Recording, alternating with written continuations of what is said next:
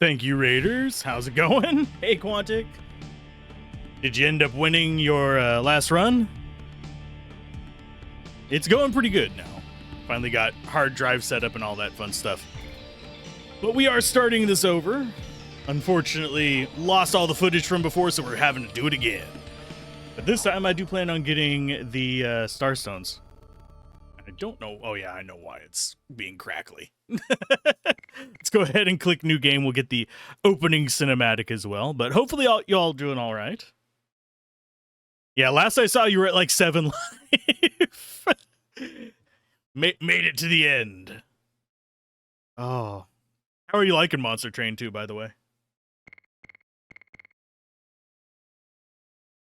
Are you enjoying it quite a bit?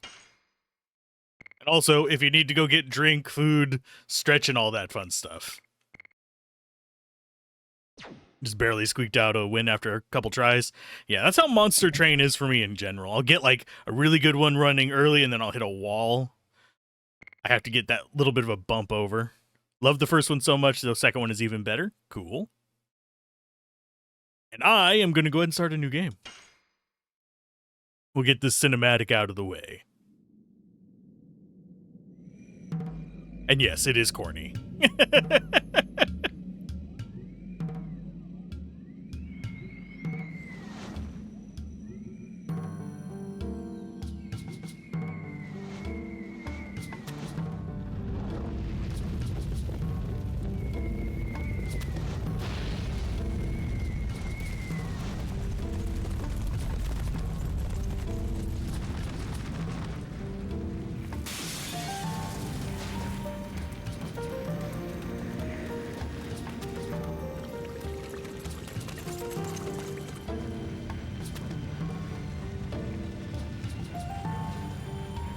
Yeah, I liked this game quite a bit. The writing has not aged well, but the actual combat is still good, and I think the overarching story itself is good. Some of the writing is definitely 90s. So we got up to the end of Disc 1 before hard drive crash. Great Commander, this way.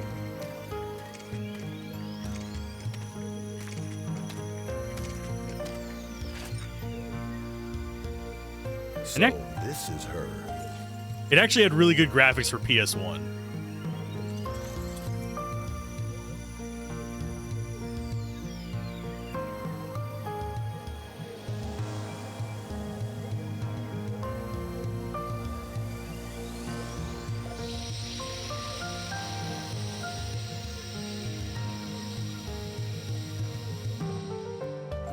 Indeed. Put her in custody.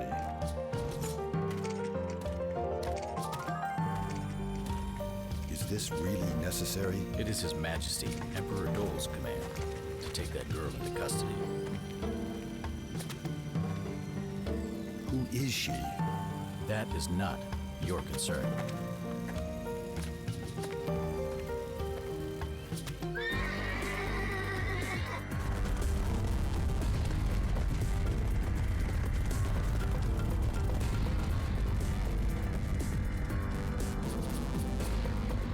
Yeah, personally, I'm a huge fan of like the Dragoon transformations. The cinematics are really solid as well. But yeah, compared to FF7, you can tell they were like, we can do that, but better. I still like FF7 too, though, so I'm an RPG nerd. What can I say? I am thinking about doing kind of like almost back-to-back Final Fantasy VII, the original, and Final Fantasy VII's remakes, just to see how they differ. Because I actually haven't gotten very far in the remakes.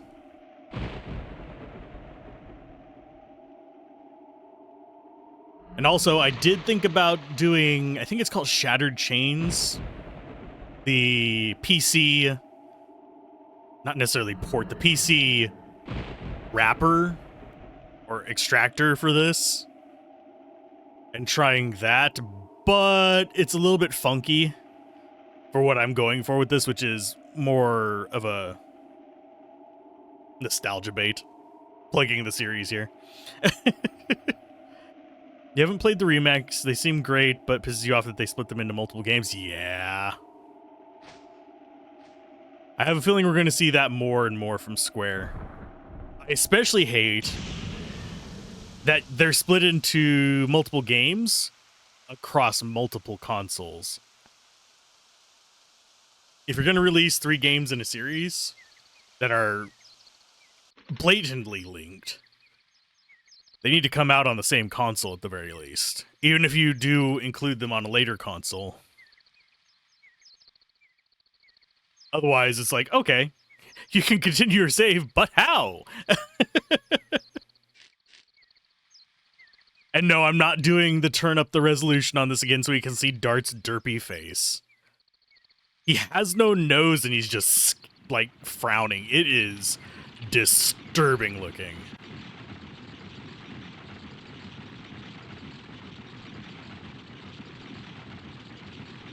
The faces of some of the other characters are perfectly fine. His, for being the protagonist, is very undetailed.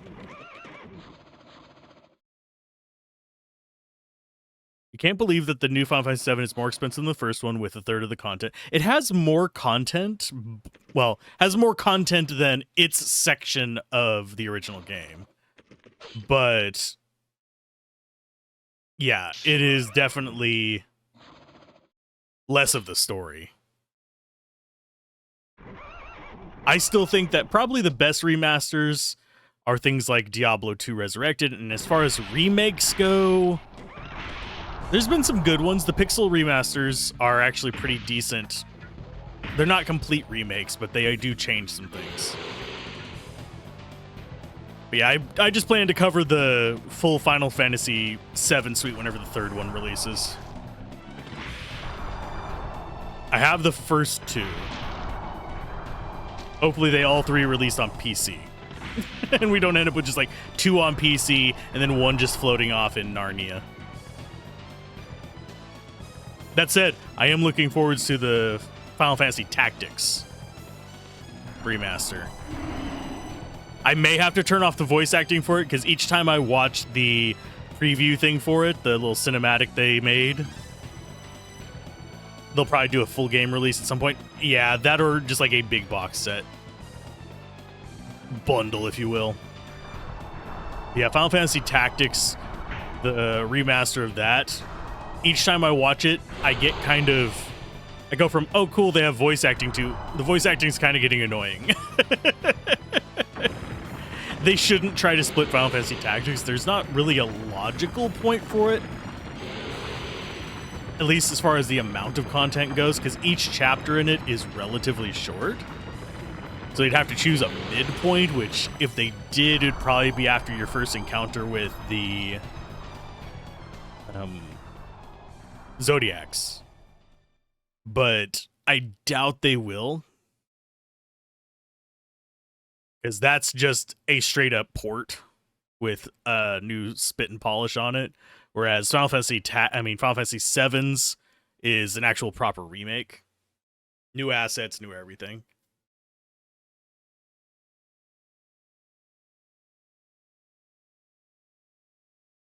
And now we're going to start getting into the weirdness about how they treat Dart. He was gone for 5 years. Spoilers, just as a heads up. Gone for 5 years. And from Celeste. And they're mad at him returning 2 days late to save them from this. You never underestimate how greedy corporations can be. Yeah, especially large ones. Square can be a bit rough on that front. They're not as bad as some of the others, like EA and Activision, but they have definitely had their moments of tone deaf. Let's milk them for what they're worth situations. Hopefully the game's not too loud. I set it back to what it was before, but I don't remember if I had changed anything in game or in emulator. Because yes, I'm emulating this because I don't feel like hooking up my system and wearing out my hardware. Let's see if I can get the timings again. It takes me a few swings to get timings down. Just as a heads up. You didn't get enough killing? No, they didn't. It may be enough if I kill you. I don't know why he feels like off-brand Kefka to me, but... Har har har. And yes, I am skipping a little bit through this start stuff because we've actually streamed it before, but I will be like doing the key points of the discussions on this. Because frankly, writing, this is as good as it gets. Which is bad. Can't you see we're going to occupy this area? And these worms were in our way. I think this would also be a fun one to speedrun. Might have to try that at some point. Because there's not a lot of RNG in it. There's a little bit. There's like getting key items from certain bosses and stuff like that. That can be a thing. But for the most part, it's just point to point. Kind of like Metroidvanias. Which I actually appreciate.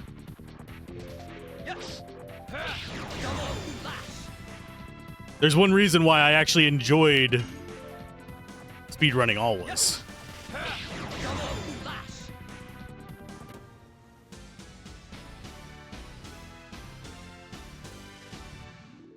Oh, and I have coffee because we started so late.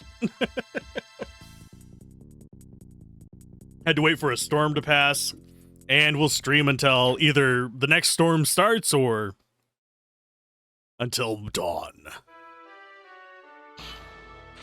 Because I do want to get a decent amount of progress in these first few streams back into this. Are you really Dot? Yes, it's me. Why is Celeste under attack? Oh, Imperial Sandora attacked us. I mean, he says, what about a truce? And we learn later that the war's been going on for 20 years. He's been gone 5. How did he not know there was a war going on? They could come to such an outlying area. I mean, that one is actually reasonable. I can give them credit on that. You have to do Shauna, rescue Shauna, only you can. Blech. And they all died.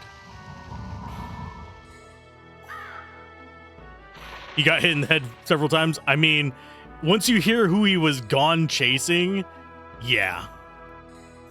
I'm pretty sure he did. Oh, we got burnout. Look, it's me. No. Dude. I'm turning my headphones down. You guys are not hearing a volume change, but I'm turning it down because it's actually really loud in my ear. We're, of course, going to save. You'll see that I actually, tested that it ran. We lost the original save, too. Which kind of sucks. At least I think we did. There is one option we... Okay, no. No, it doesn't. Let's go ahead and quick save. There we go. I was like, maybe it's kept the quick save. Nope. Not that we'd particularly want to go to that. Loss! Loss, don't die! I love that with it. This is actually something that I liked in Diablo 1's PlayStation 1 port. They actually have the crows. And they do the little like bird movements rather than just straight up I am stationary set dressing. They went through the trouble of animating them.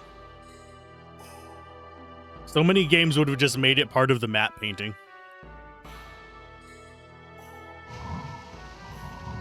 Only you'd come back earlier. He was gone for 5 years. Shauna was 13 when he left. She's 18 now. She's the romantic interest. He was, I believe, if I remember correctly, 23 when he left or something like that. He is significantly older than her. The timeline in this is wonky. And it is definitely like 90s influenced JRPG writing. with some like random Americanisms in there as well. It's very strange. I don't remember it being this strange. Like back whenever I played it when I was younger, I guess my brain just glossed over a lot of this stuff. Or it was a different world back then. Back when Alzorath was young. Although not to Helena, but to hell! I can only imagine there being an English translator in there just being like, that's my line. And how's it going, Solace? Hopefully you're doing well. You wonder how closely the translation follows the original Japanese? I don't know. I think there is a fan translation of this as well. A lot of mistranslations that are hilarious. Yeah. That was true of JRPGs up until... I mean, there's still some that have horrible mistranslations. But that was true up until the early 2000s. We just ended up with a lot of just, why is this a thing? Now, do I do this the quick way or do I do this the better XP way? We're going to do this the quick way. That little bit of XP is not going to matter.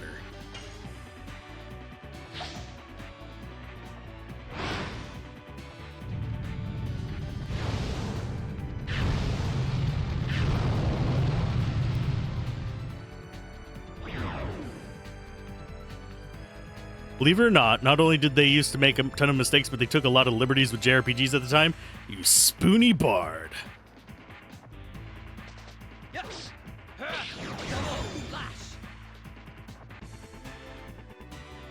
Normally they both run away. We already covered Final Fantasy VI. I do plan to cover Final Fantasy IV. I do want to do the full like numbered Final Fantasy series and do a retrospective on it. But so far I've only done the nostalgia bait on Final Fantasy VI. I have most of the script for Final Fantasy Tactics written. I just have to read down the footage I lost. Which sucks. Otherwise I would have released it like pretty much right after the announcement of the Final Fantasy Tactics remaster. I've got sand in my boots is another great one. Journey's not over, is it? Yeah, we gotta go rescue Shauna. Should be enough people who can still move. Yeah, you can move. You got a minor wound. You didn't even help us in the fight. Now, this time, unlike... Because last time I went into it not played for ages. So we've played Disc 1. So what I've got now is I've got a Starstone list that I'm going to follow. I know there's one here. I'm just going to go down the list and get them as we go through places. That way we can do the extra content. I never really did that as a kid. I say kid. This came out when I was a teenager. Still a kid. Hello, Peppy Longstockings. Revenge! Revenge! Like, they would recognize him. If he left 5 years ago, they had to be like 2. They would not remember him. Those kids are like waist high, which means they're probably like maybe 7 to 10 years old. Depending on how malnourished they are. Sandora got everybody. I got him. Everything is okay now. Yeah. Yeah, everybody is dead. No, don't lie to the kids. Everybody is dead. You now have to turn into the JRPG protagonist we know you need to be. Because we all know the strongest people in JRPGs are the children and the old people. These 20-somethings and 30-somethings, nah. Actually, in JRPGs, 30-something is old. But you know what I mean. Young adults are never the strongest ones. For some reason, that makes me want to look up how old Auron canonically was, and then feel bad about it. That's just anime. Okay, so first one is third headstone from the left.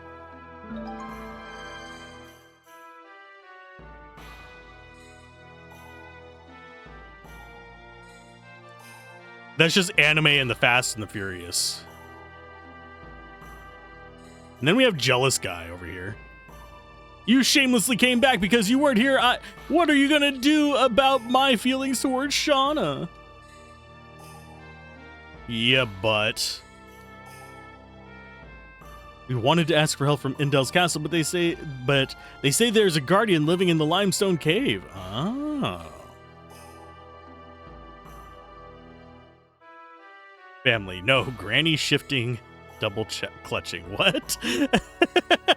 Ouch. Oh, it's been forever since I've watched Fast and the Furious.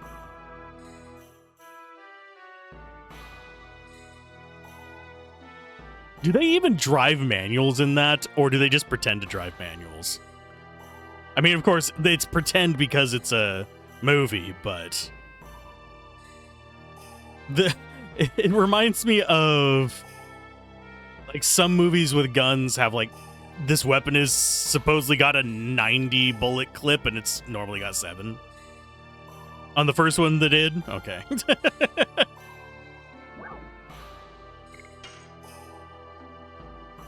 Yes, master. Yeah, we'll go fight master.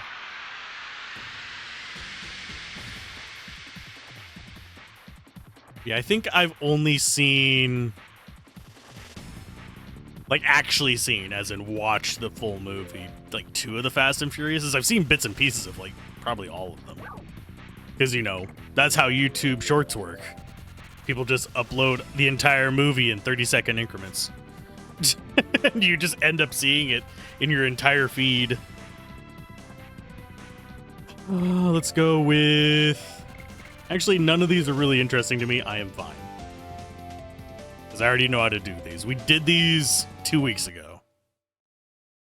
Has it really been that long? I think it has. Because today's the 11th. So that would mean, yeah, it's been 2 weeks. The last time we played was during my birthday week.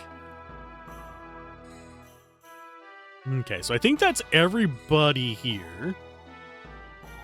Probably talk to him. Okay, so we got 1. See if this actually checkbox actually works. It do. Sweet.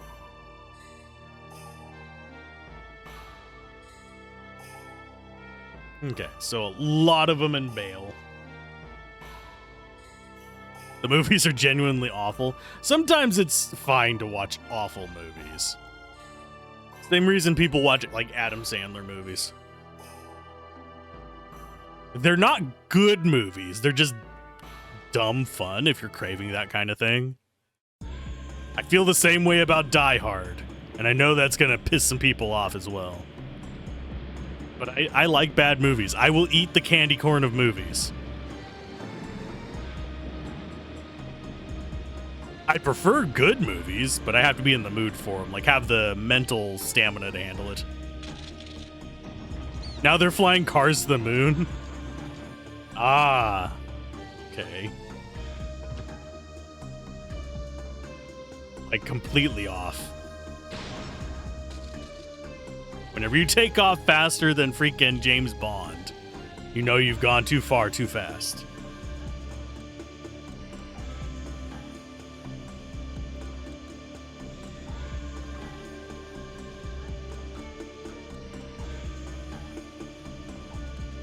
Okay, who the heck is the girl? You can tell me. I swear. The world's future rests on her. Does it really? Does it really? This is enough information for you. Those of you who do not grasp the value should just do what the order says. I am not taking your orders. Only His Majesty Dole can order me. Well, this is an order from Magister Dole.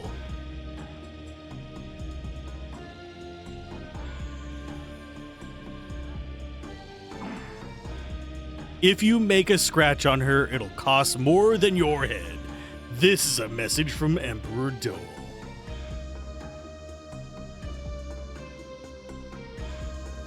You don't say. Rah, rah, rah, rah. I love how many guards Frugal wastes. It makes me happy. Now, if we wanted to grind endlessly, we could get to 99 just here or in the prison. I'm not going to do this because it would be awful. It would be beyond awful.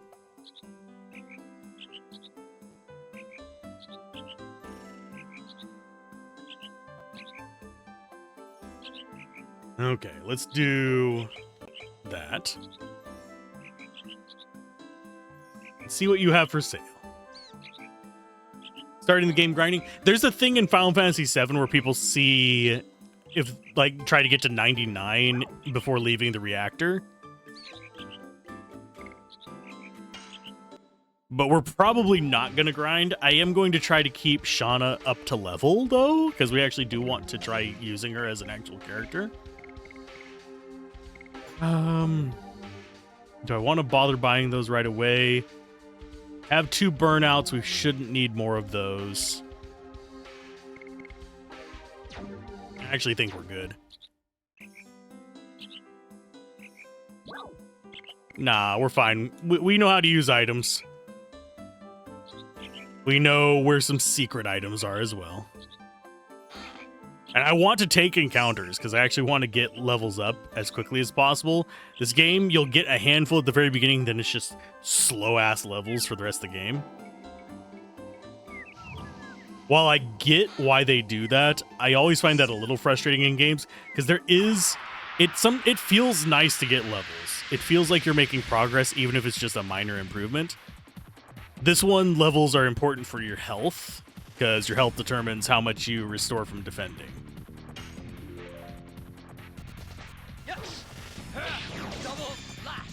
Oh, this is gonna suck. He's gonna do like double digits, isn't he? No, he's not. Okay, we're fine. But yeah, we have 60 life, so we get 6 back from defending. But yeah, mostly just gonna be chilling today with this, getting back up to where we were. I'm gonna restore my life real quick though.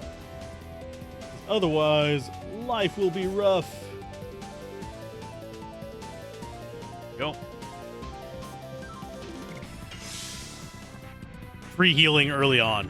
Later on, we aren't going to be able to do this against most enemies.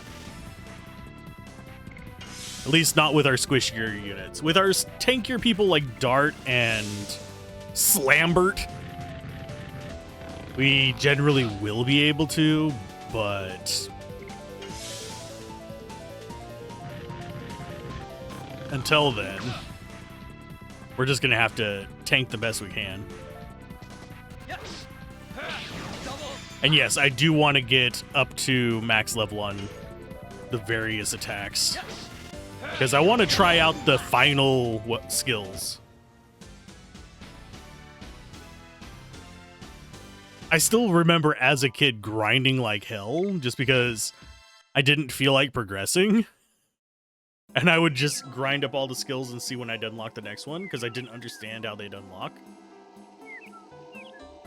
We didn't have as many guides back then.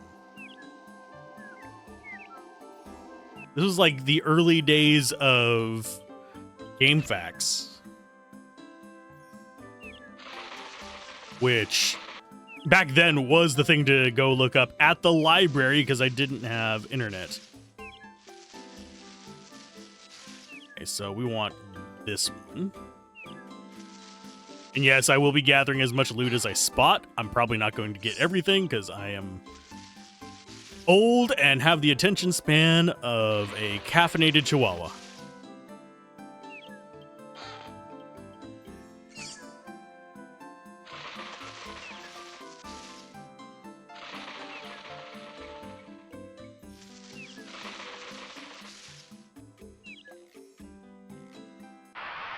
Aww. One step away.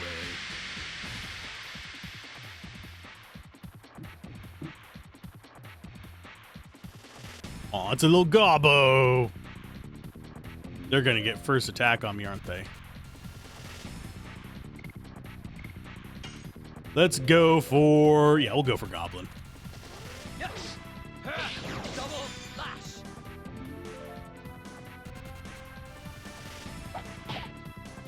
Ouch.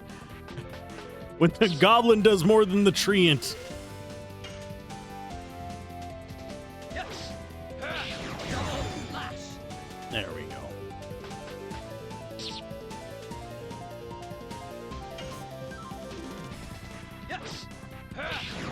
And I would make a joke about the chicken's name, but we did that last time. This game is real mature. It is the most mature game ever. Oh.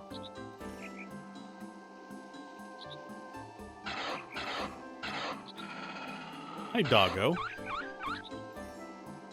I have no time to deal with the dog that is way more threatening than the things we were actually fighting.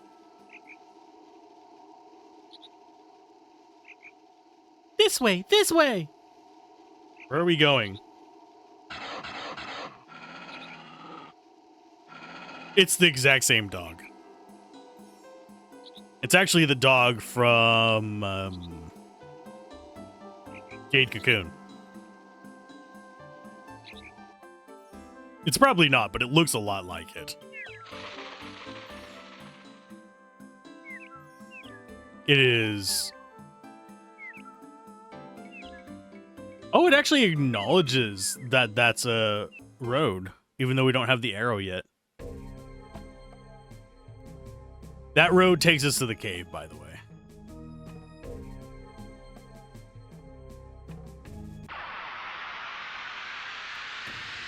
Now, do I have the resources to take out the birds if we run into it? Probably not.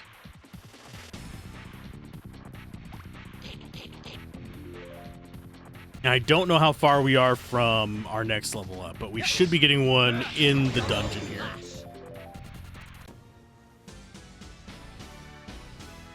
If not, we will do a little bit of grinding for it. I'm not going to do a lot of grinding. Oh, there's our other level up. Because, yeah, our curves are weird.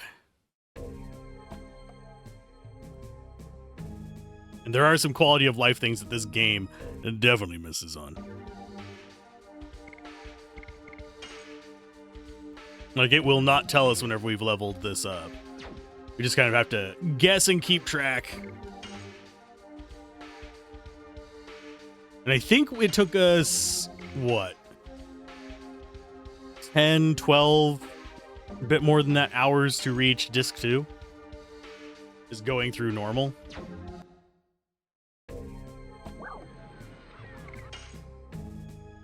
Yeah, level 3 is where we want to be at for this.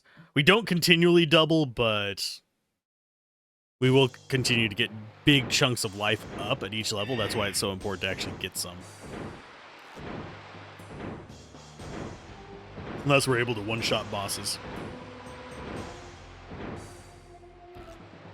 And we will be back to Baldur's Gate on Sunday. For those that are curious. How can I sneak in? I mean, just hop on the back of this this cart here. Or you can let it pass by and completely ignore it.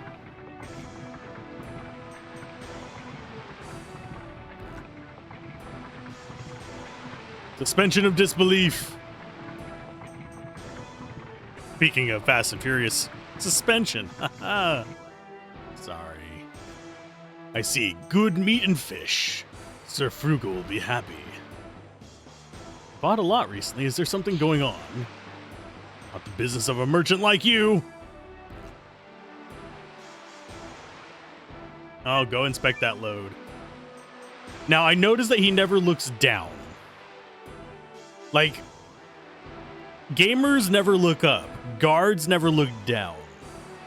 If he would have just looked through the wheels, he would have seen our bright red pants. Actually, I forget if we have bright red pants. We have bright red armor. He would have seen us standing there. He would have seen feet. Actually, for as much as we've stared... No, he has jeans.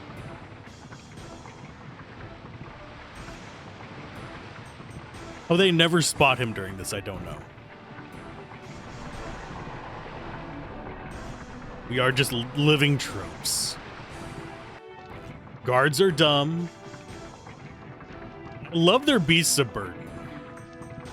They're like elephants.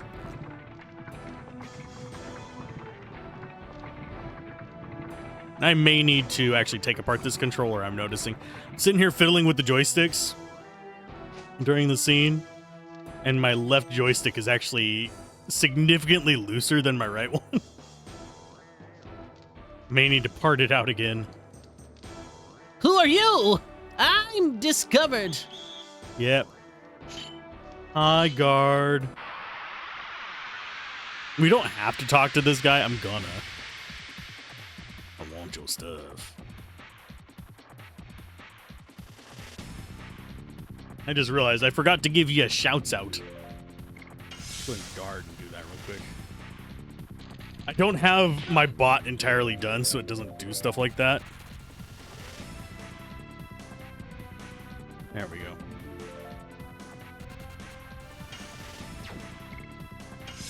Whenever you have things automated before, and they're no longer automated, it takes a minute to remember things.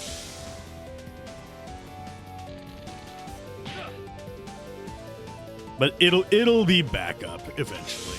I am coding it off camera, when I like a little bit at a time, fixing a lot of the bugs I had before, and trimming some stuff out.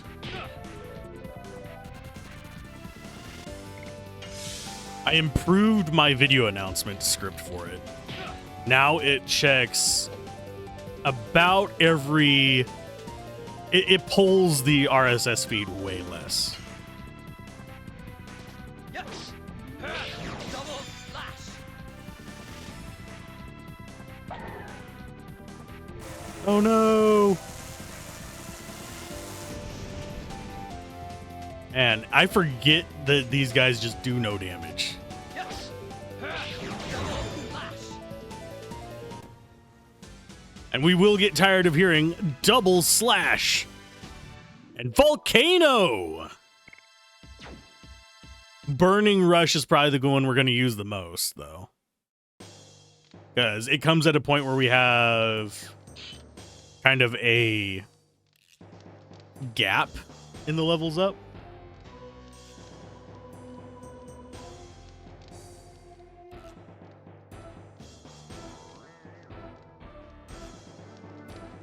I'm not short on items. I actually want to sell you something.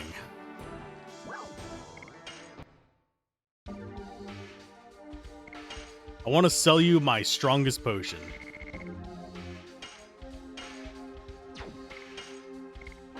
And I do want to buy... If I do a speed run of this, I'm going to need to memorize which of these to buy, because the multi-items are actually super important to it. Due to how they work, you can one-shot a lot of stuff with them. Are you sure you want to buy... Actually, how many of the spark? Not that. Sell. Got 3 burnouts. I don't think we need a spark.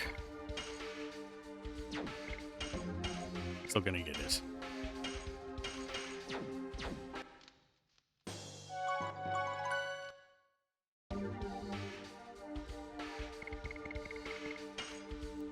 Paranoid saving Alzorath is a thing. And I have changed the save directory. It's on a different hard drive now from the game. So we at least mitigate losses. And I'm 5 videos behind on being caught up with rendering. So we'll pretty much have YouTube backups of everything, even if we don't have originals. You need to die, bud.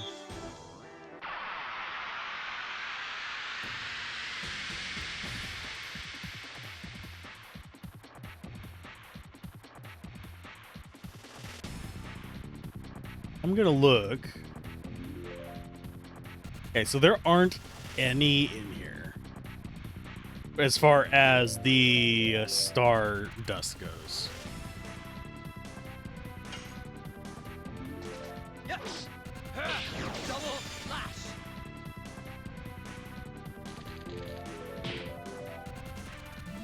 Now that we've played this recently, I know I don't need to look around for how to get onto those other platforms. Double slash. It's just a matter of looking around for loot. Looking for loot in all the wrong places. Because where we got last time was we basically got back here. Hi, guy. For the second prison run.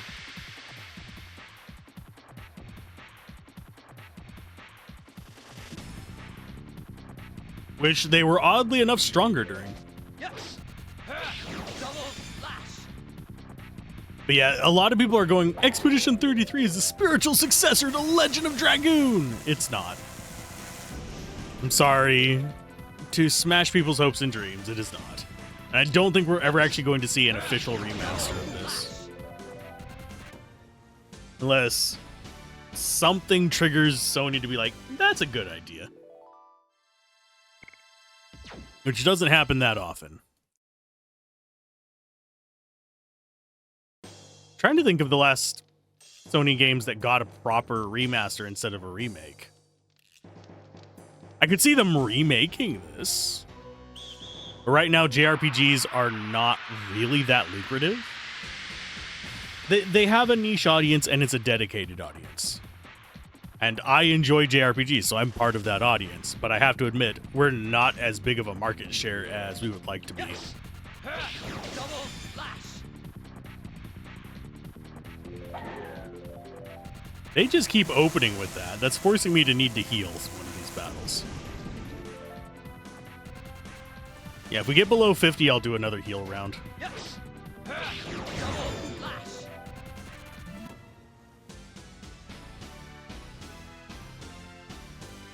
And of course, I'll do a heal round before we do Big Boss Man.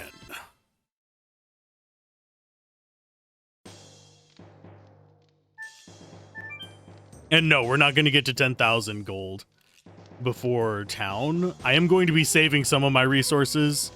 I do eventually want to get a Soleil, but no, it's not Soleil, whatever it's called. We're not going to get the helmet. I'm forgetting what it's called in this. The Soleil is a different helmet.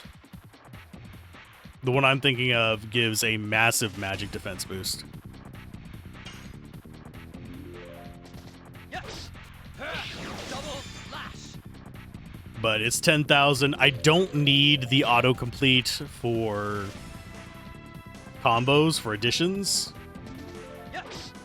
Because I would prefer to just get good. I do wish this had a defensive timing one as well. Because we had that with Mario RPG and Paper Mario, which are contemporaries to this. One of them's prelude to this even.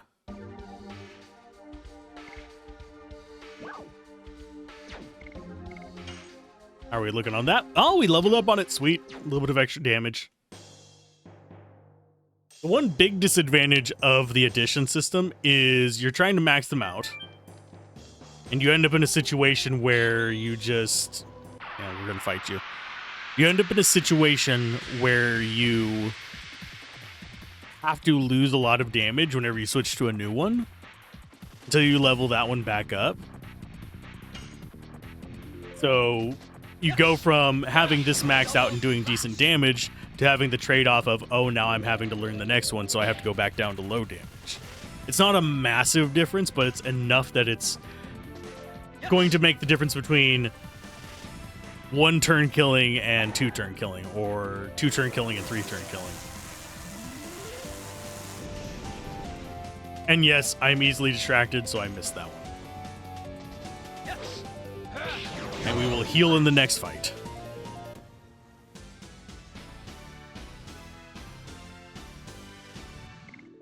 Now, if we wanted to grind up Dart, right now would not be a bad time to do that, because you can never take your party below 3 once you have 3 people working with you.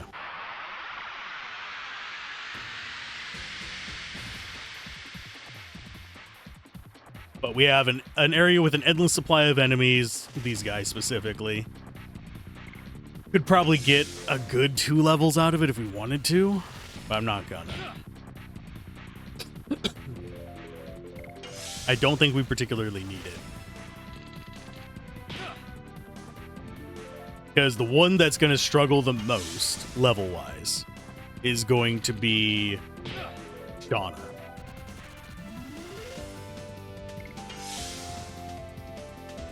PlayStation 1. How's it going, Drew? Welcome to the YouTube side.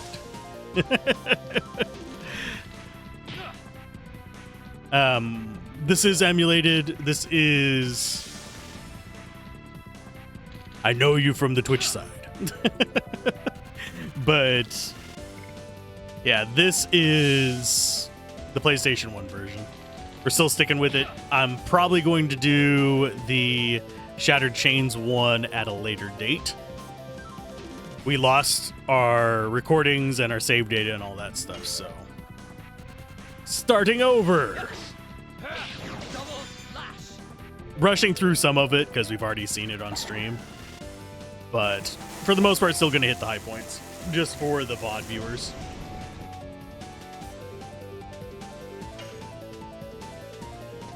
Yes. And I missed it again.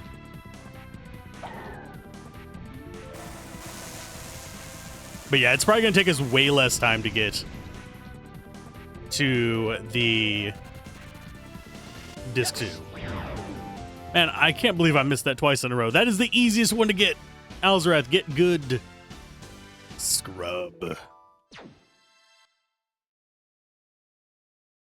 Shattered and says severed chains. Shattered just rolls off the tongue better.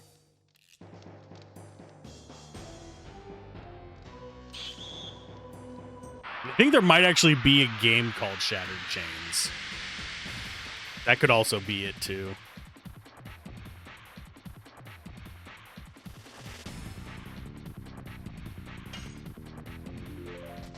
Yes. Double lash. Single slash, hidden ability. Exactly. Emulator does have a little bit of a delay, so I have to like press it a little bit early, but it shouldn't be hard for me. I am just derping. Think we will get the next level before we grab Lavitz.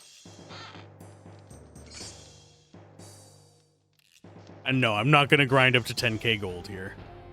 That would take forever. That's one thing that I do think Final Fantasy does better is level ups and gold distribution.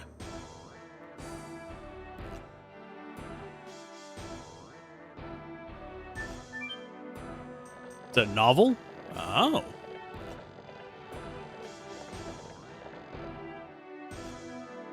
Did not know things such as these.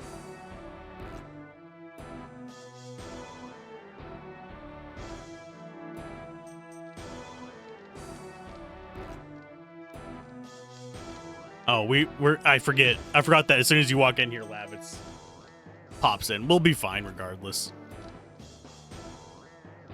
For some reason, I was thinking that we had to walk left for it to happen. Technically, I think we do, but cinematic left as opposed to manual left.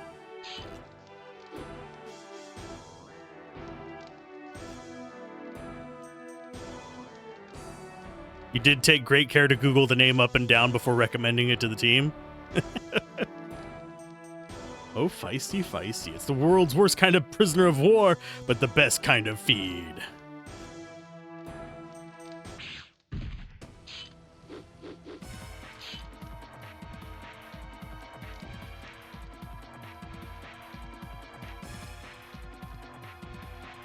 Last thing you want to do is battle things with the same name in search engine rankings. Very true. There's actually, I could go into a very deep discussion on that. Funnily enough.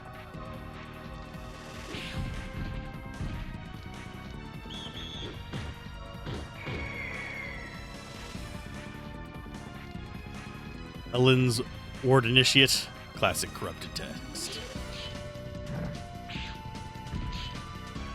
Where did he get a hold of his spear, by the way?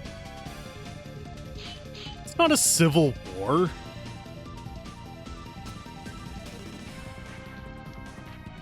But yes, there is such a depth you can get into, especially whenever it comes to like YouTube's interaction, even with just the Google search engine.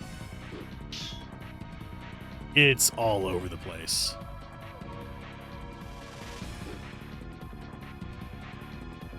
I still find his last name hilarious. Slambert. Head of the first knighthood of the kingdom of Basil. I'm all up for stories.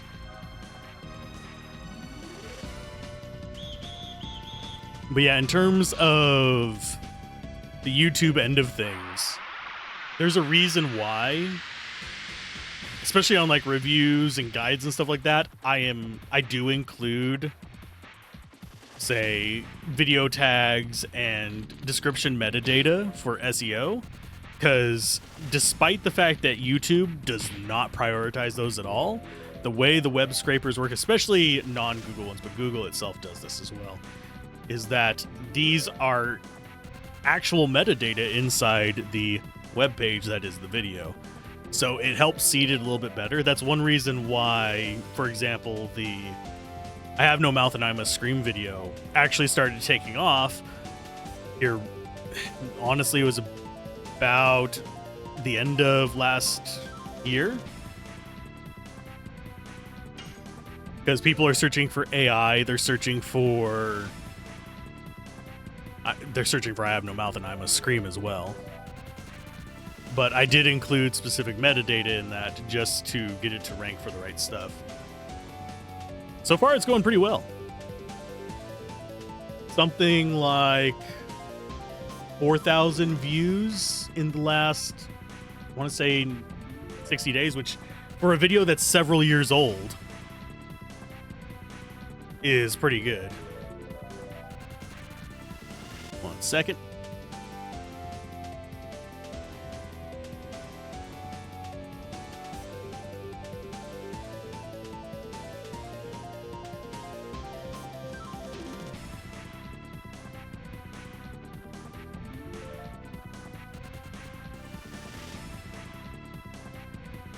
Your given name was Scott. You were considering a new nickname right after high school. Chose Scotzy, which like Scotty, but with the T's swapped. This was when Facebook was adding username URLs. They still do to an extent use the classic ones, but a lot of people just get the default name, bunch of numbers. You're online when the feature launched, went to username page, typed yours in. It was already taken 3 seconds by a random DJ. DJ Scotzy. Brought to you by... Yes. I did that one too late. Some people are going to be mad at me for this. Yes, I am squatting on a few channel names for projects that I was thinking about doing. I had early access. We're talking like a week or two before it went public. I had access to the username setup thing, so I made a handful of channels and set them aside for my projects. Because there's like, I have this idea in my docs. I'm probably going to start a channel for doing this if I have time. So I have a few of the good domains for YouTube, and I know there's going to be people mad at me for it. I didn't get all of them. There were people that were trying to grab some of my channel names. I was able to get most of them. There is one channel that I had to change the name of because there was a creator. I want to say they were in India that grabbed it before me. So I had to change the channel name for that. Thankfully, it was a small channel at the time, so rebranding wasn't hard. But I am a dirty squatter and I hate it.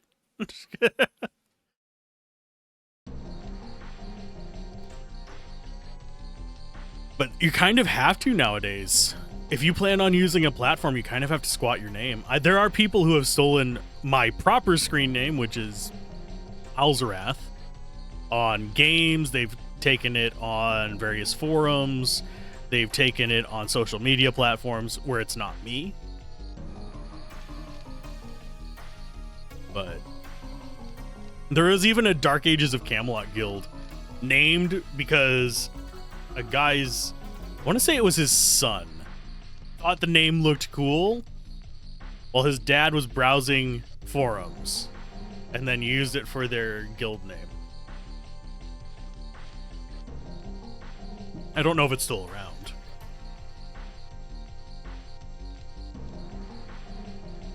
There's a kid from Russia that I want to say it was about 8 or 9 years ago, give or take,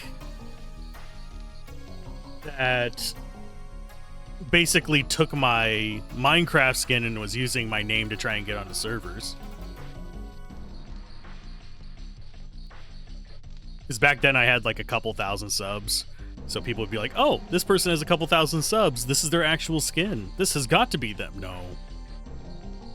I am not a Russian kid who sounded like, I swear they sounded like they were too young to be on YouTube. But YouTube never did anything about those channels. It's still in there. If you search for Alzorath on YouTube and filter to channels, it should be the second on the list. The one that copied my name. Don't go harass them. They don't even use the account anymore. But it's still there. Trying to think there are other instances where the person was forced to change their name away from mine. There was a channel that was stalking a former collaborator of mine. I still talk to them. They're not like, they didn't disappear or die. They're just, we don't usually collaborate anymore because we haven't had an overlap in audience for a while. But there was a person that was like kind of stalking them. So they started making channels with the names of other people in the group. Mine, they made into a mukbang channel and used my name for that. That got removed.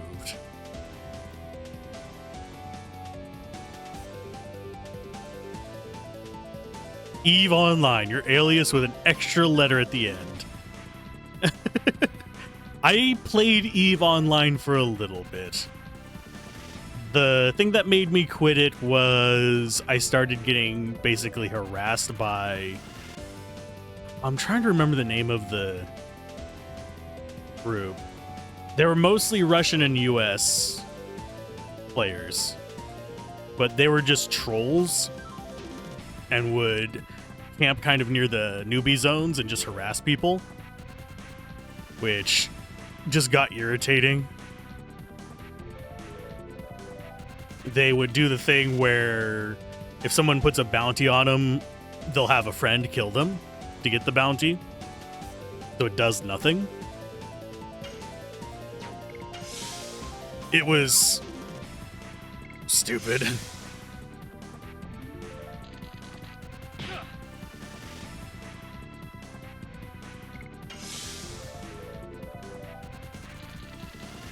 I was never like big on Eve. I only played it for like, I want to say 8 or 9 months.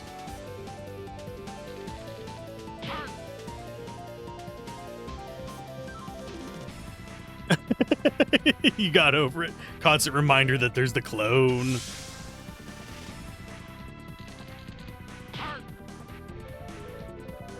Art. I want playing this sadly makes me want to go and play another playthrough of Expedition 33. I know that's wrong, but I am still addicted to that game. It's such a good game.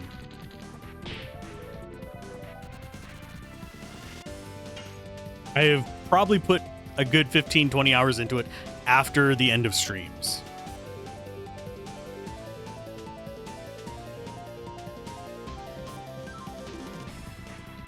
These days you find it fascinating that a person can choose to mess around like that or be a griefer or whatever.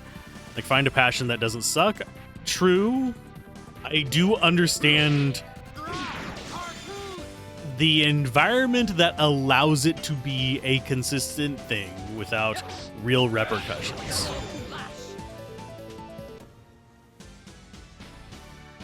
Yeah, it is a great game. Expedition 33 is. I've been doing New Game Plus. I have everything unlocked except for level 99 and the gestural challenges. And I'm pretty close to the level 99 one. I just haven't been grinding for it.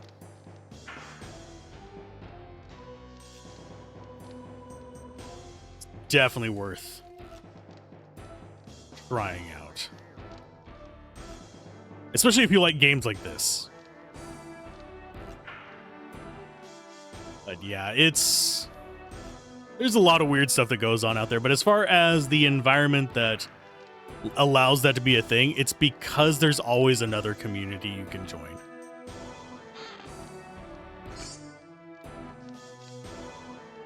You know someone's gonna mod parrying and player counterattacks into LOD. Hopefully. That would be a mod I would be all for. I don't know what that green is. I think that is a glitch.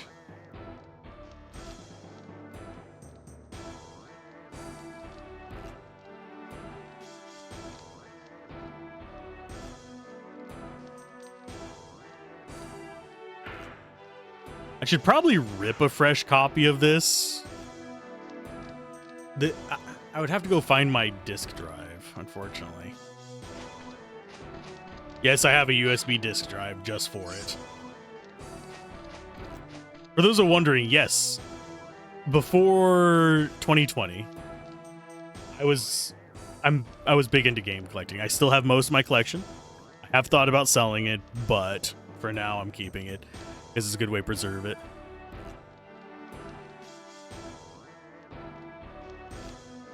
First, we have to do normal, sane mods like PvP and Kongol Dating Simulator.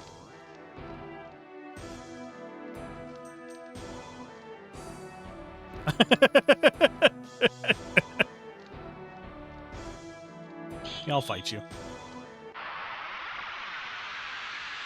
Now my brain is just going to that Kongol Dating Simulator, and then it immediately goes to the Date Everything demo.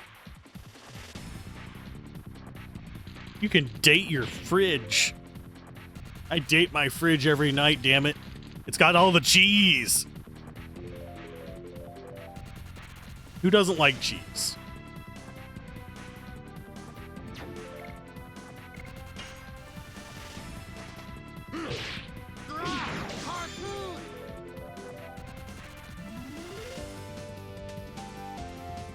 Did you see the splash screen Icarus whipped up for it? No, I have not. I haven't delved that deep into the mods and stuff yet. I was considering, whenever we had to restart this, going just for the vanilla chains, but for now, I'm going with the PlayStation 1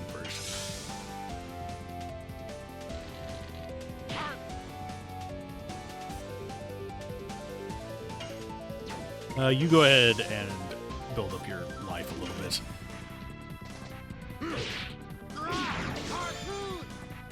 Harpoon! If I remember correctly, him and... all of a sudden forgetting his name, the king, have a couple different named attacks, even though they're the exact same actual attack.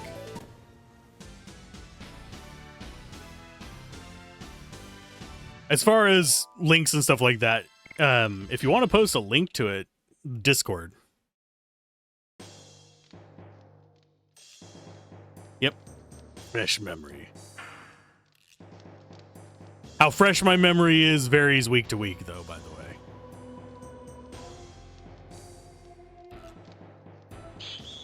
Because I am... Oh, I thought we got into that fight. Okay. I have the memory of a potat.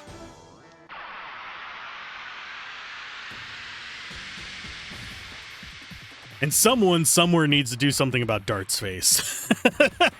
I'm gonna put that one out there. Yeah, if you want to post a link to it or anything, the Discord, I'm fine with that. Just gaming segment or memes. Yes. Double slash. I have to turn off links in chat though, because occasionally, because I'm not covering Diablo 2, we'll sometimes get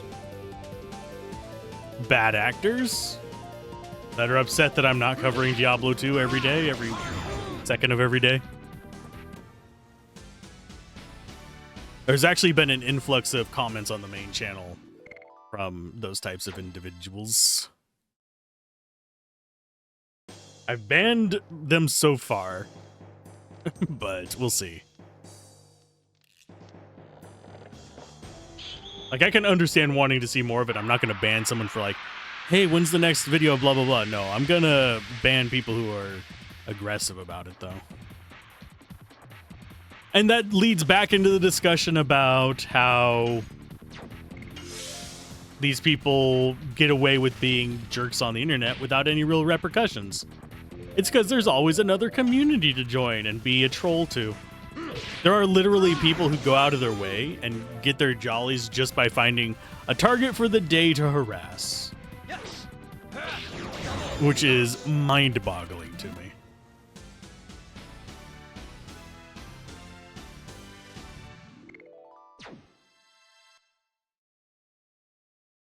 And the fact that they can just go community to community and there's no real like central, well, this person's a bad actor, blah, blah, blah thing makes it, oh, we're not gonna be able to do anything in here.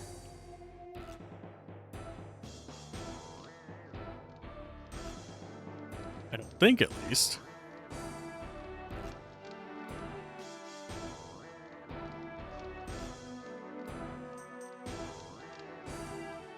Let's see, mods.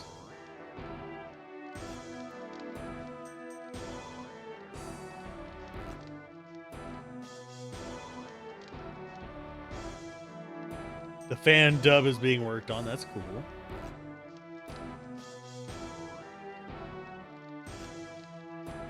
I'll have to dig through it and find the image you were talking about.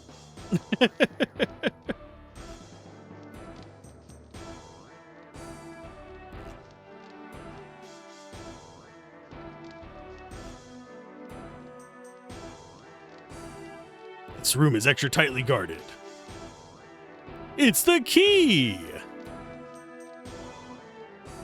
What's bad is we could probably take all these guys. We're just afraid of it. And yes, we are going to rescue Shauna. Then we go beat up the head warden.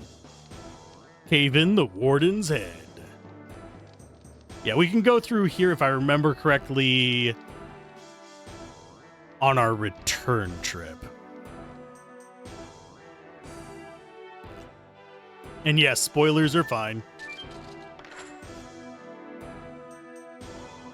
As far as this game goes, I beat it back in the day. I don't remember 97% of it, but we'll be fine.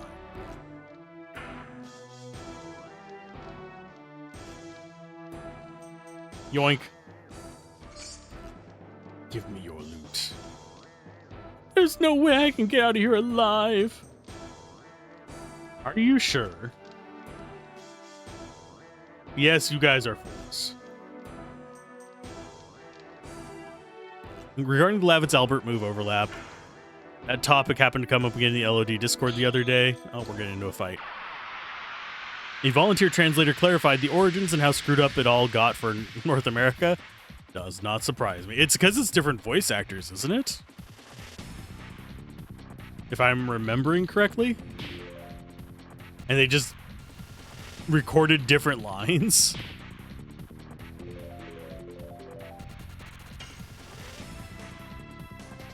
Yes. Double slash.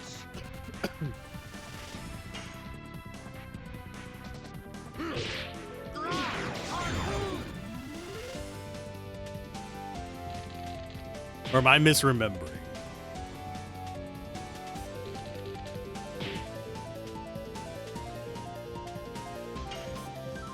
Now the question is, as far as strategy in this goes, because I was never like super deep into the mechanics of the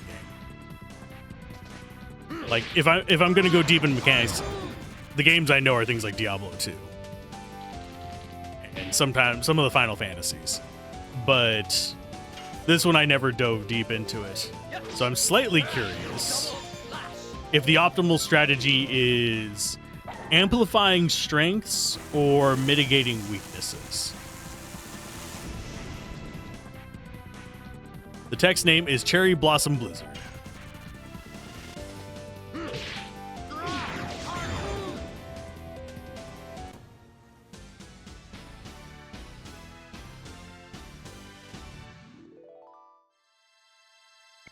And I do not know how long we're going tonight, by the way. I'm going to play until I'm tired, and we'll probably play again in the morning, but it's already 9, and we usually start streaming at 7, so we're probably going at least until for 2 more hours, if not longer. Or we're going to go until stream time. That's also a distinct possibility. The North American edition is Flower Storm, but in Japan, Flower Storm is instead the name of the D magic spell. Sounds about right. The joy of translation. Everything gets lost. Translating has gotten way better in current times. It's taking a nosedive here recently because of generative AI, but as far as professional translation, it has gotten better over the years, which I appreciate. For now, I'm going to go on the mentality of mitigating weaknesses for the characters. Sure. I'm always up for hearing weird things about the games I'm covering.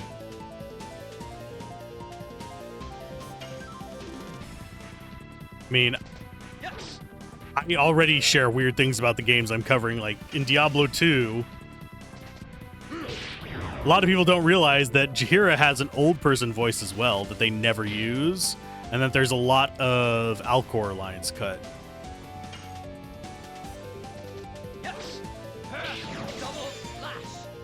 The Golden Bird's ash hole.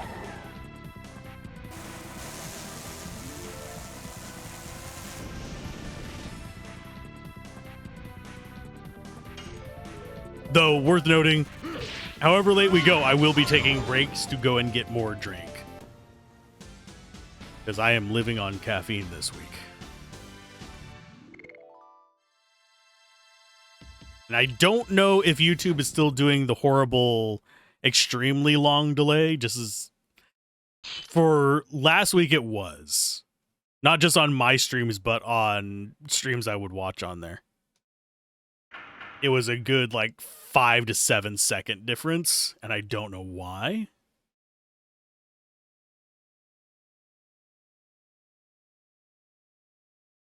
The guard is coming. So the JP guidebook, it has 300 pages of walkthrough. The chapter names and some place names are written in English. Chapter 4 is Everlasting Moon. Wow.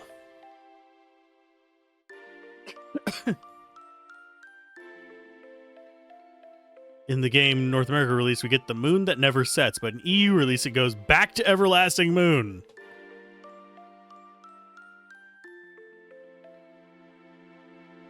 Must have had a poetic translator for the US. You haven't forgotten me, even though we haven't seen each other in 5 years. She's 18 now. She's had a crush on him since she was 13.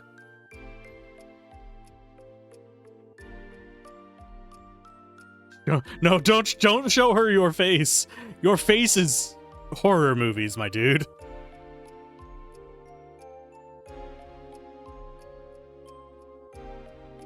There are some games. Oh, speaking of weird releases, I'm trying to remember the name of it. It was a... Crap, I can't remember the name of it. There was a game that released in Japan and EU, but not in the US. And it was the one where you start off in some kind of like weird alternate universe, and then it basically serves as an entire chapter that is just tutorial. And once you get out of that, you start reassembling the earth and the animals and stuff like that. And I am always so upset that they had an English translation for that, but never brought it to the US. I have a Japanese version of it, but if I do a stream of it, I'm going to be doing the English version.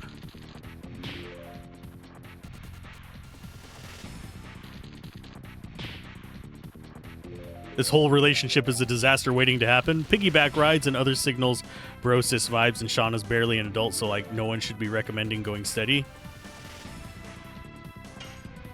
I'm just trying to remember the name of the game. I think it's Terranigma. That's the name that keeps popping up in my brain, but I might be misremembering it.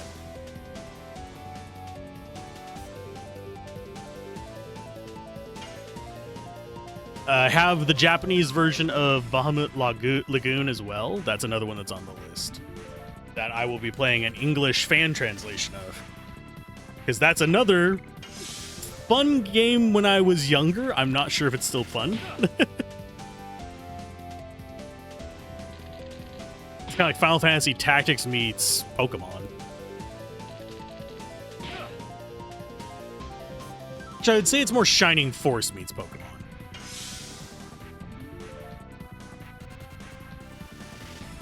You don't have the class evolution that was common in Final Fantasy Tactics. +1 for passionate fans, yes. Bahamut Lagoon was one of the first fan translations I ever played.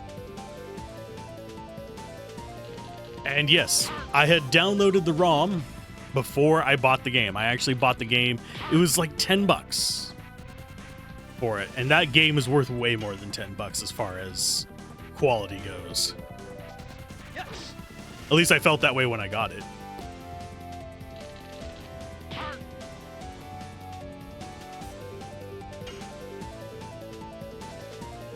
I'm easily distracted. I'm failing my additions. No.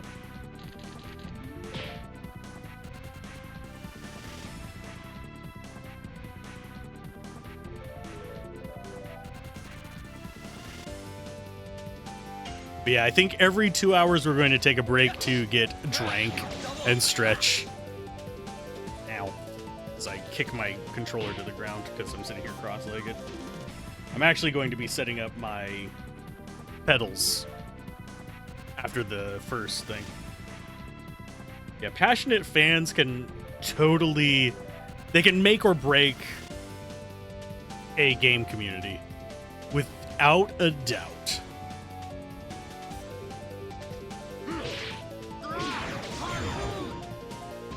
Depends on whether you get passionate fans who are exclusionary / elitist or whether they are inclusive.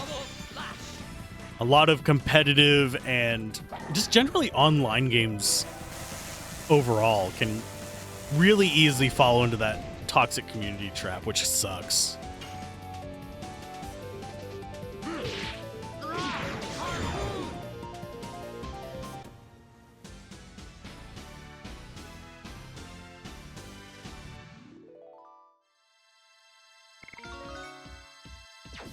Ooh, level 4 Lavits.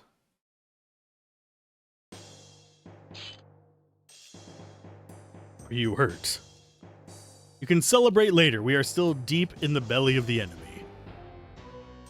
Besides, it's too damp to have a party, isn't it? Yeah, I mean, nobody likes a moist party.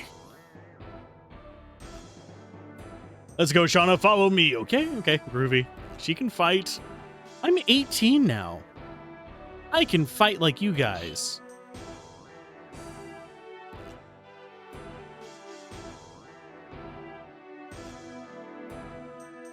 Yeah, he, if I remember correctly, views her as a little sister, She views him as a romantic interest. It gets awkward and very pushy from the other characters that, oh, you two should be together. They're shipping them hard. You found it easy to fall into bad mindsets or behaviors, easy to get overwhelmed and react poorly, or you happen to understand rudeness a little differently than others. So it's important to stay kind and avoid inflammatory chatter. 90% of the time, I can avoid it. I generally try to avoid competitive games. Because if there's even a little bit of saltiness, I have a bad habit of mirroring. So it just amplifies as I mirror it back and then it escalates. That's one reason why I don't do PvP stuff very often anymore.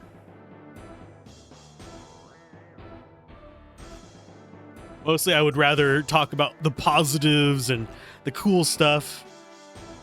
There are times and places where I have to discuss the negatives, though.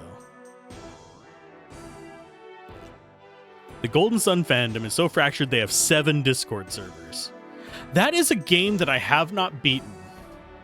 I liked the bits that I played of it, but I've never gotten very far in it because if I remember correctly, there's huge patches of it just moving super slow.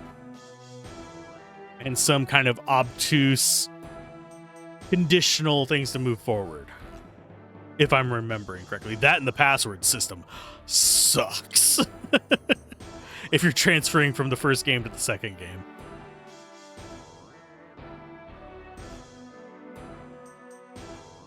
A guy with red armor. Yep, there's second wasted body. You bastard, don't let them out alive. I almost forgot the most important thing. Don't kill the girl.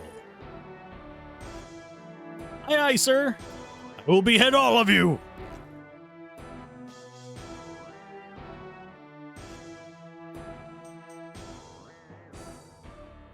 But yeah, every fandom that is heavily populated for a length of time will eventually have fractures, but usually 7 is a lot.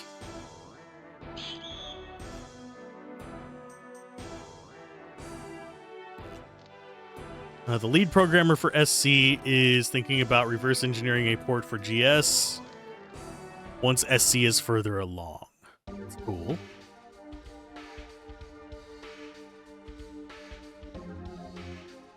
You can drool at the idea of new classes, spells, enemies, bosses. I should probably cover Golden Sun. Trying to think. I would have to borrow a copy of it because I don't have one myself. My collection is almost exclusively RPGs. It's about 75 to 80% RPGs across multiple systems, but I still don't have all of them that I wanted. I obviously don't have things like I don't have an original copy of Panzer Dragoon. I do have, unfortunately, a reproduction of it. But I'm not spending that kind of money for it.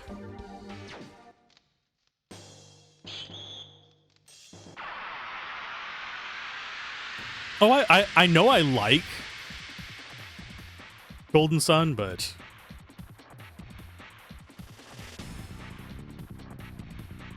I like Golden Sun. I even like the Shining series, the dungeon crawly ones.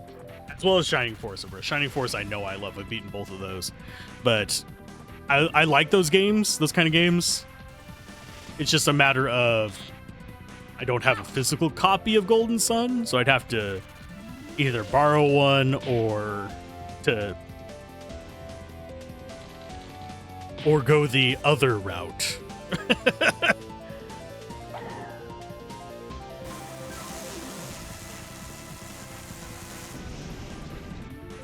Because I know that no one really cares, and it's not really something that they're going to call you on. But I do actually like having physical copies of the games I cover.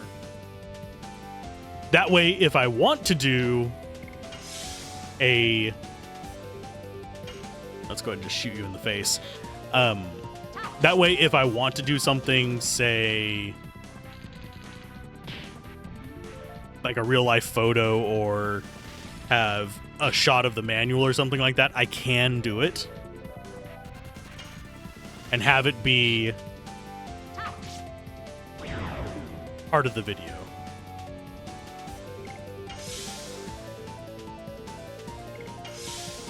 And yeah, we're healing up because we're about to go fight Big Guy.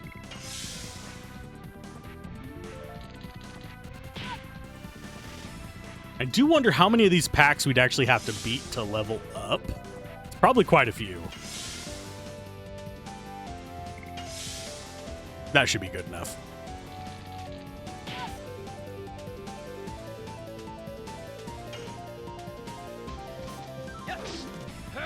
Double slash. Yeah, I enjoy classic games. I enjoy modern games. We're about to have an ad on Twitch side, so I'm going to chill with that. I am thinking about doing some stuff for stream in general. You know what? Nah. But I am thinking about doing some stuff for stream in general to help raise money so I can replace the hard drive that got damaged, that died. Because right now I am using a external drive in its place and a physical hard drive from a security system.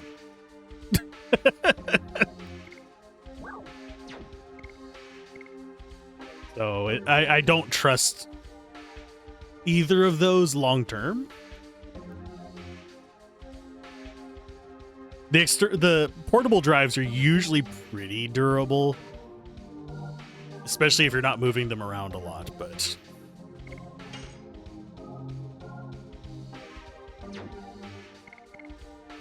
okay, addition wise, still got a little ways to go.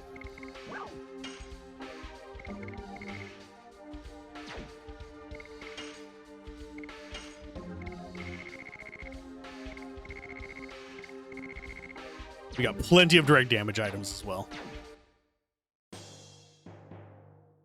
We're going to be a little bit more liberal with them. We'll probably only use them on bosses, but I'm going to use them a lot more than I was before. As far as level up goes, we've got quite a ways to go.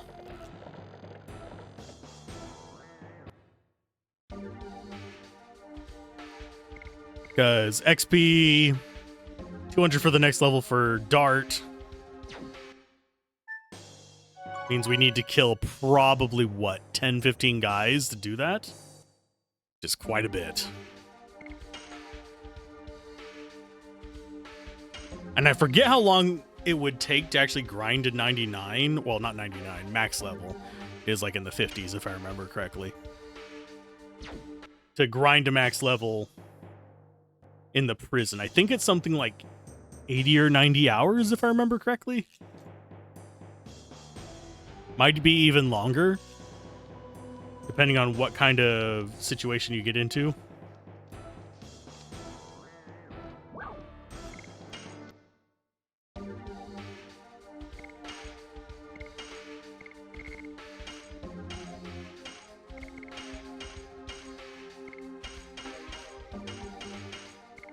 And yes, I am selling excess garbage.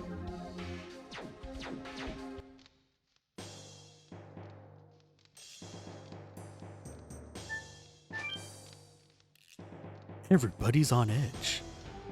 On the edge of what? The edge of madness! So you are the red one acting like a prince! It's the Red Prince! When did Divinity get into this? Then what? There is one answer. You and the leader of the Knights are feed for the pet after I mince you up. He is so bad, even the people of his own country are afraid of him. They shipped him here to get the problem out of the way. It's kind of like promoting people to... You promote the... This happens in corporate America. You promote the problem. Basically, what happens is there's a problematic employee, so you promote them to a separate location so you no longer have to deal with them. And it's not a big loss because they're a problem rather than an advantage to the company.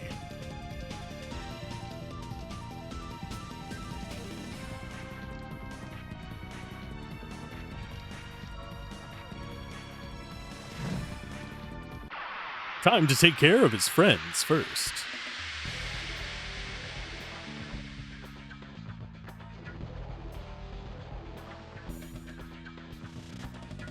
I enjoy hanging out with you as well.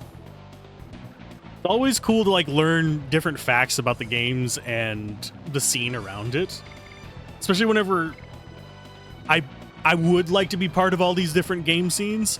I don't always have time to. Because usually whenever I'm finishing up a game, I have to immediately be like, usually this is a week before I finish a game. I have to be thinking about what the next game I want to cover is. So I have very little time to linger in community, so I only really get a few hours on it. So I really do appreciate feedback from the games community on different stuff that's going on in it. It's cool.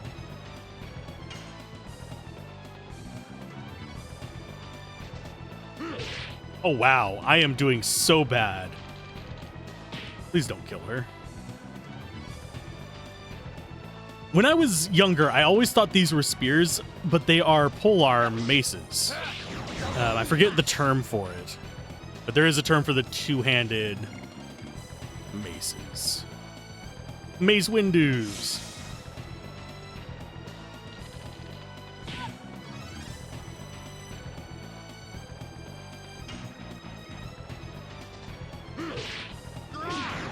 And I do still post in the Diablo 2 communities as far as like helping people figure stuff out, but that's because I have a couple years worth of content for it.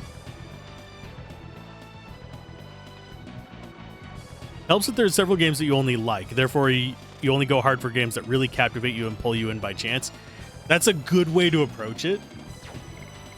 Let's go ahead and burn this guy out.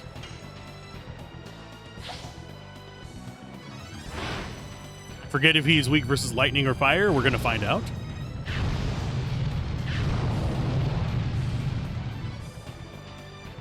I think the only game I am considering... Oh, he's powering up. I am considering doing as much for as I did for Diablo 2 would probably be... I would have to say it would probably be Expedition 33 at this point.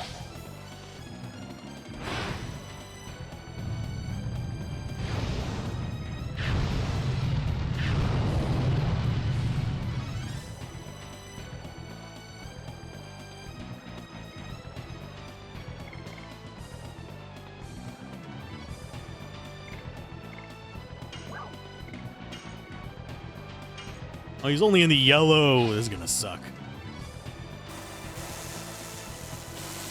And I forget what the max on the percent is. I've improved the timings on it so I can get to 268, but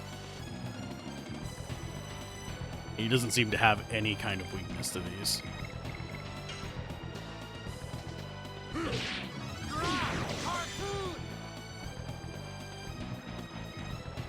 Such a wimp.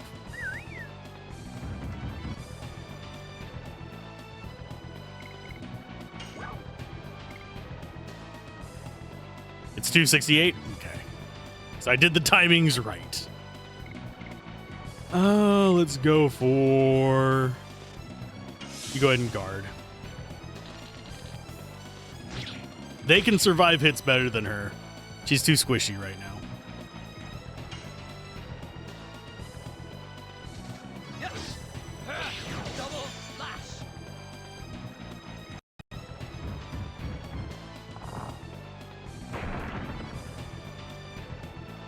I always forget how much damage this guy does. Okay, items. You know what? Go for it.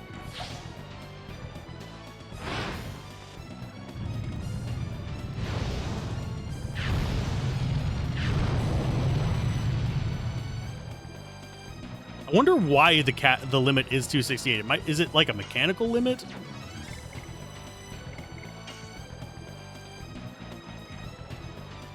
Or is it just the time limit? Yeah, I forgot to equip her with that. I need to. I'm bad about remembering to equip characters with stuff. Yes! Double slash!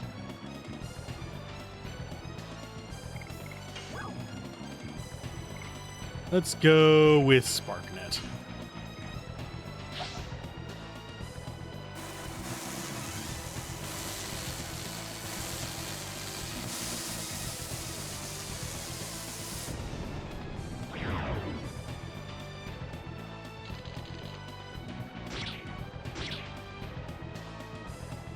You never found anything out.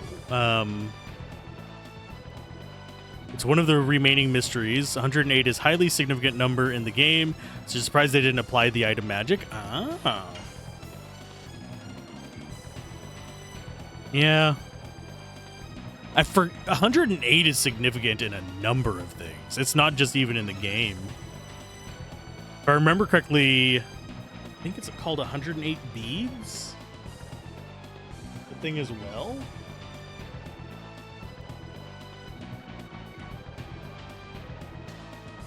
Yeah.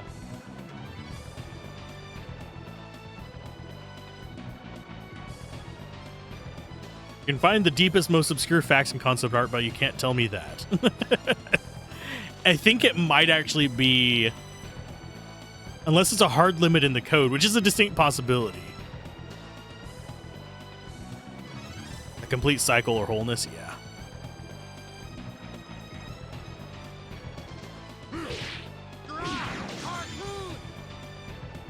I wonder if it's possible to have killed him before the senior wardens get a turn. You get called in, that is.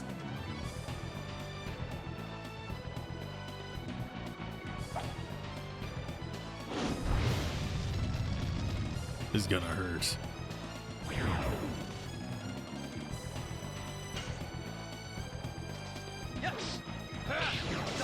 I'm gonna have Shauna guard. I don't know if he'll need to. He shouldn't, but...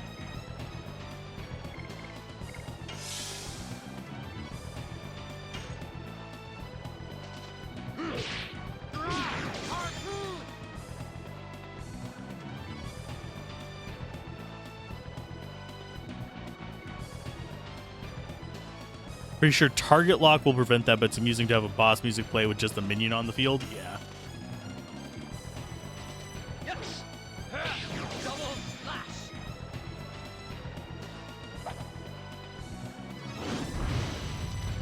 Yeah, we get the ability to lock them down for turns. I think in the woods coming up. The reusable item for locking them down that could possibly make it possible for us to lock him down long enough to kill him. Yeah, bosses seem to be the main sources of levels up after you reach like 10. Unless you're going to farm specific things. Ugh.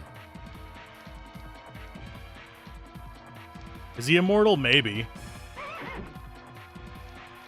That is not a horse.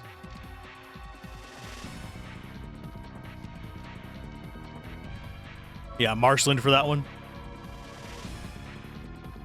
First boss down.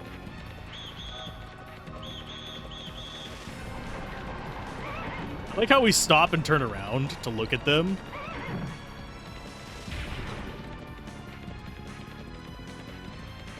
You'd think the smart plan would be keep moving.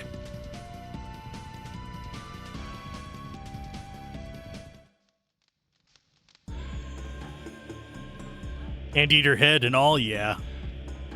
It's creepy looking. I like it. Wait, I'll bring back the girl. Otherwise, you would be dead by now.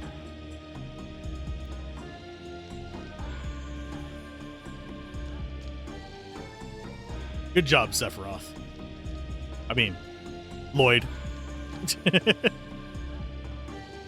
one that looked like giant mice are called piggies. Aw. Hey, piggy. See we. Okay, so now we can't go back there. Pretty sure we cannot go back here either.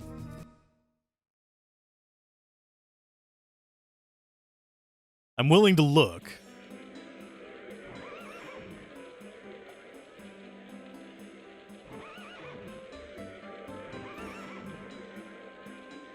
It's coming from the forest. It seems that the Imperial Army is camped there. Too risky.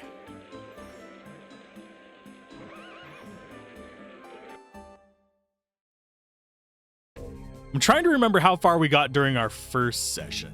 I think we got to the end of the prison our first session. So we're already ahead. Time for us to... I'll do a little bit of the marsh. We'll get to the... We'll do the logging thing. And then we'll have we'll take a short break. Get things squared away. And then we'll go and take on the caves. Because I want to get the ones in Bale today. As far as the actual star things. But anyway. If you're heading out, Drew, hopefully you have a good one.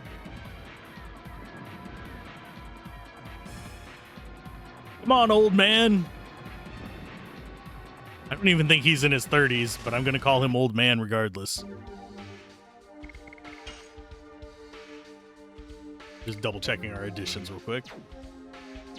Make sure we're not over the limit. What? Hide in the tall grass.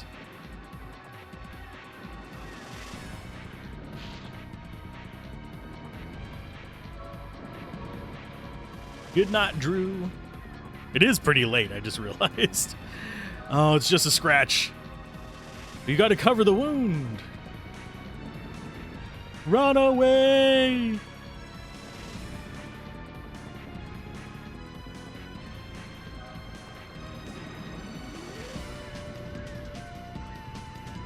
Let's go. I think we can go back and get the treasure, but I'm not certain.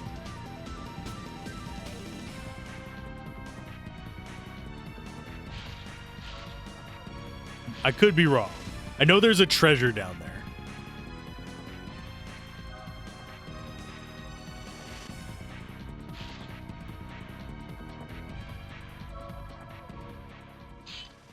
Meow.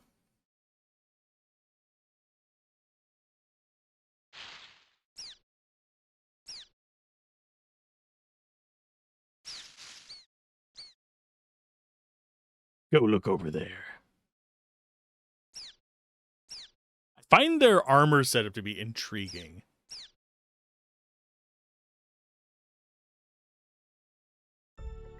That was close.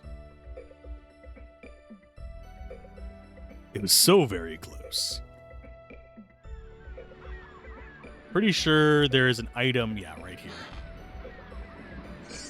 I will miss more items later in the game because I really don't remember where those are. These we actually at least have the experience of recently wandering around bumping our heads against walls.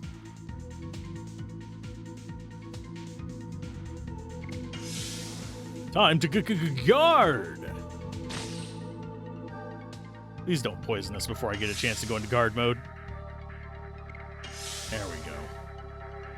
Because if I remember correctly, we cannot get status effects in guard mode. Which is all kinds of lovely.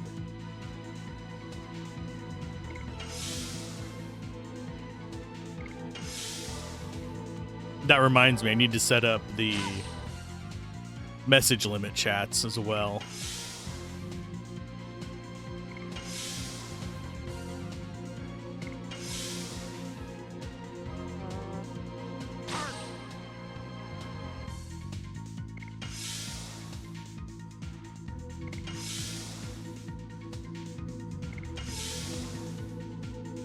And yes, I am just healing up to max and then we'll kill this thing. One nice round of doom. If I remember correctly, Lavitz just ramps up insanely high on life.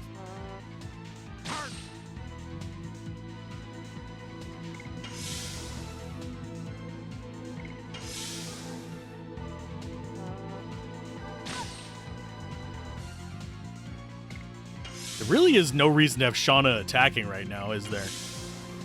Other than using items. Simply because she is not going to get We don't get SP yet or D levels. Double lash.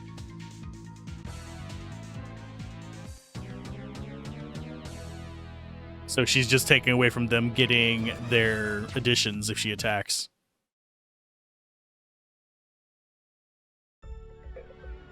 I think I will try to keep that in mind. We're going to do this hopefully the right way,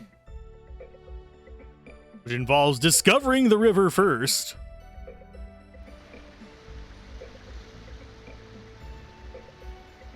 It's too far to jump over. You don't say.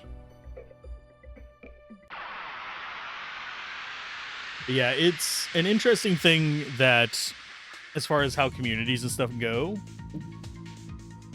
Go ahead and for games, generally speaking, the more passionate the player base, the more likely you are to be able to find at least one community that's healthy in it. The more competitive the player base, the more likely you are to find toxic ones. Sadly, I do think that there's a subsect of Expedition 33 that's getting competitive over which ending is the right one or the good one. It's like, my dudes, they left it ambiguous for a reason. Ambiguity is essential for the drama of that to work.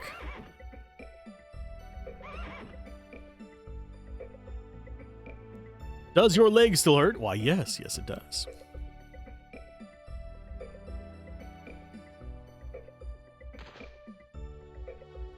You're pretty sure there's a right one? There's a one that I see as the more rational one. There are people who will argue that... I'm trying to do it without giving away too many spoilers, just in case someone is watching this that hasn't played. But there are people that argue that one of the endings doesn't have the dark undertones that it appears to me.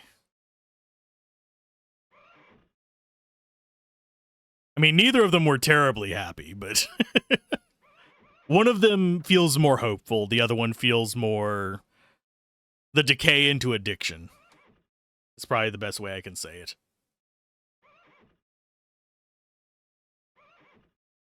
And here we talk about the Black Monster.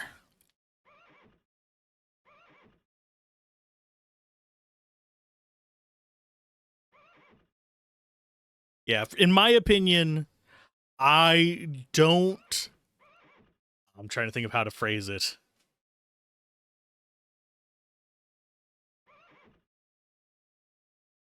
I don't think the ending that I view as foreboding and ominous / the worst of the two endings, I don't view it as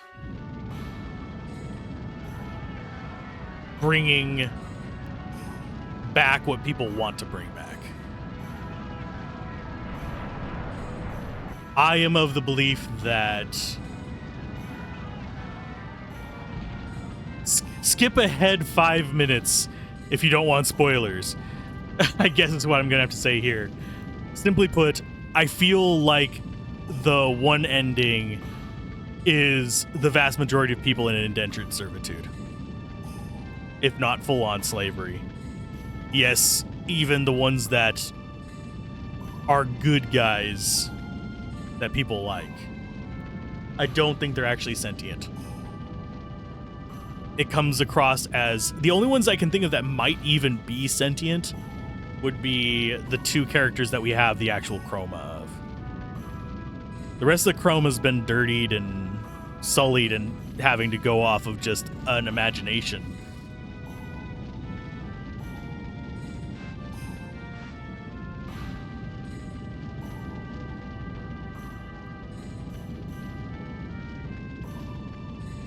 Play piano whenever you realize, oh, I'm not even just talking about you know who.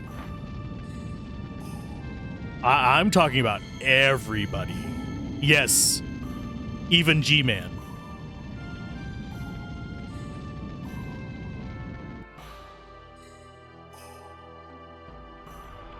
Because they definitely don't have the original chroma there. They flat out say that the chroma is trapped and tainted.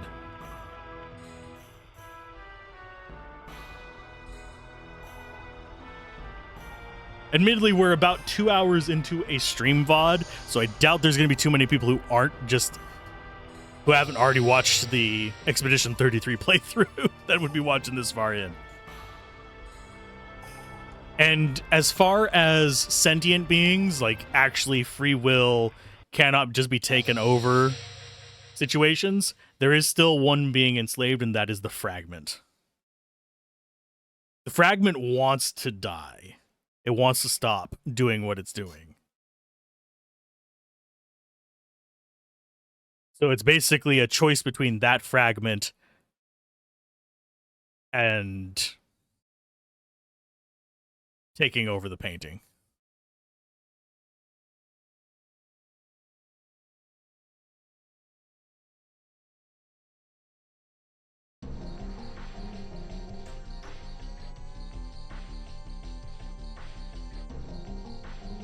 I personally am a firm believer that the fond farewell as they vanish into rose petals is the right ending for everyone involved.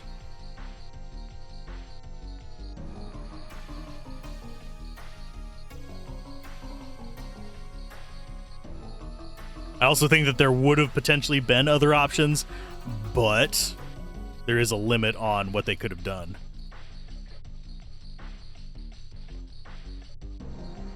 Of course, due to the popularity of it, there are going to be a bunch of people trolling as well, unfortunately.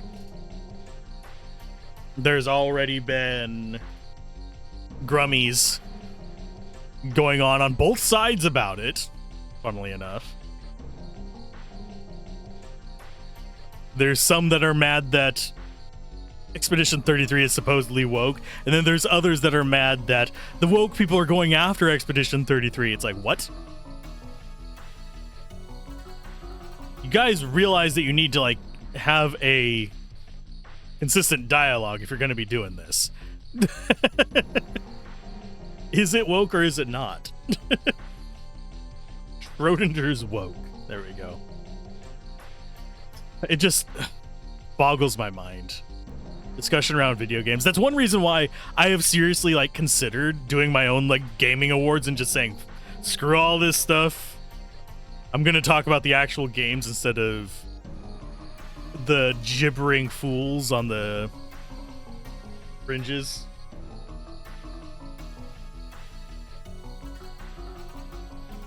You just don't see. You can think that one ending wasn't bad and one wasn't good. The last scene in both makes it obvious which is which. For me, I agree. I can see to an extent where people are coming from.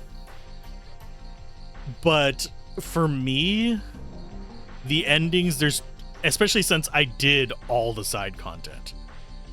I did the optional bosses, got the optional story bits, I got their histories and all this other stuff. I paid attention during the cinematic where they were talking about the chroma and stuff like that. And for me, with all that information, it feels pretty obvious that there is a bad tone and a good tone, but both are solemn and sad. So it's a choice between what you're willing to sacrifice for what. And I'll openly admit, if we were living in some fantasy world and I had to choose to just dive into addiction and escapism in a situation like what Mael was in, where they're human jerky, basically, and their quality of life is horrible, I can't say I wouldn't choose that myself. I'm just saying that there is an ending that is healthier. People think that Mael is an addicted sociopath slave master at the end of the bad one, don't understand the point of the story. She's doing the same thing her mother did. She's going to die from her addiction and mistreat everyone she cares about along the way. To an extent, yeah. It is a story about addiction and grief. There are people that don't realize Renoir is not... He's not the true antagonist. Yes, he is... Actually, I should say he's not the true villain. He does play antagonist. Both versions of Renoir do play the quote-unquote antagonist to your protagonist, but he's not a villain. He is doing some things wrong on how he's approaching it from like a healthy, unhealthy standpoint. But at the same time, he is the one trying to do right by people. Most everybody else in it, this includes Verso, this includes Aline, this includes Clea, all of them. The rest of them are centering on themselves or on basically burying, in Clea's case, burying herself in work so she doesn't have to address some of this stuff. She views them as irresponsible and just pushes them aside. But as far as Renoir, yes, he could handle it differently. Yes, there are other methods he could take, but he's trying to save them and pull them out of this nonsense. And I hate this camera position with a passion. But yeah, Renoir is not the bad guy. The villain is grief and addiction. And a lot of people don't understand that. I probably shouldn't call it the antagonist, even though technically it is. Because Renoir technically also plays antagonist because we are protagonists. We are the player character.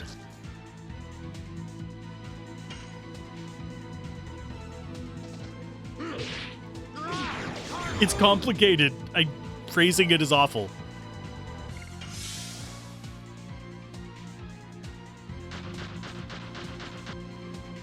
But yes, I personally would choose the Verso one as a player. As a human, I actually don't know which one I would choose if I was put in that situation.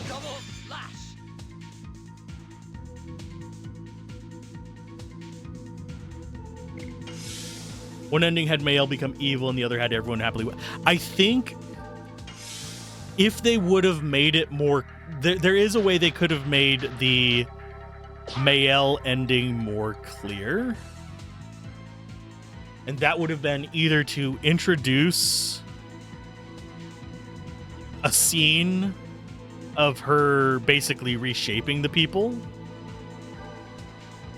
from the corrupted chroma or the dirty chroma, to drive home the fact that the chroma that she's using to make all these people is not their original chroma.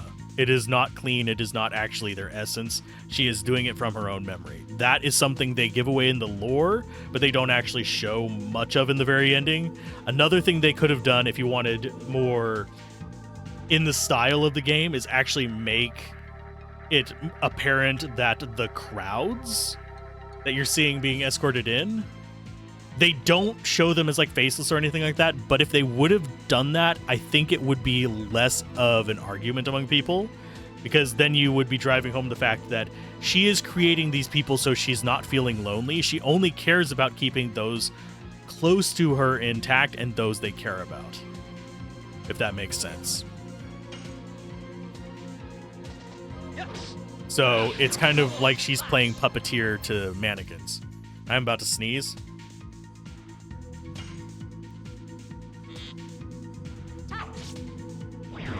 Goodness gracious. But yeah, I think they could have driven it home more. The ending, as someone who consumes a decent amount of media, was clear to me. At least in my opinion. But you have to realize, we're a bit older than the average gaming audience now. And we likely have experienced more media than the average gaming audience because we're streamers and we are content creators, so we play more games. So we know the communication methods. A lot of the people playing this, they've played Skyrim and Call of Duty. And maybe a half dozen other games. Your average player is not going to be playing a lot of games. You think people are stupid and don't think about past the surface level? The main argument that I hear is that the people of Lumiere are sentient. And that killing them off is genocide. First of all, they're already dead whenever you're making the choice. The only ones that are not are Minoko. And technically that's a gestural, so it wouldn't have gotten gommaged. You have Luna and Sia. So technically not genocide. It's just not reviving everybody.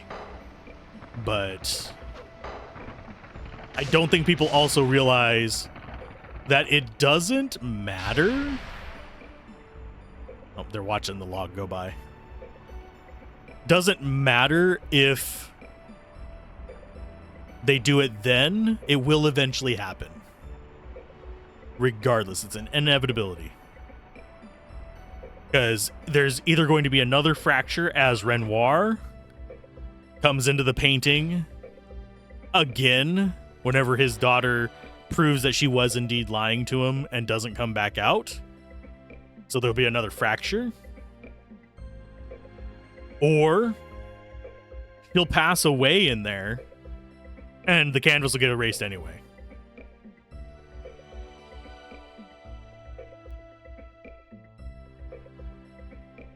Yep. I 100% agree. I'm just devil's advocating for the arguments that I've seen. Because we agree.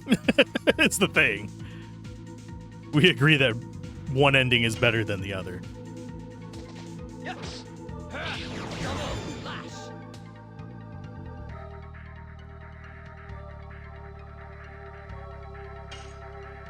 I think, despite what he says, you say Verso said that Renoir wouldn't come back and that he would trust Mael, so she's going to die there. I'm not entirely certain that Renoir would, in the long term, do that.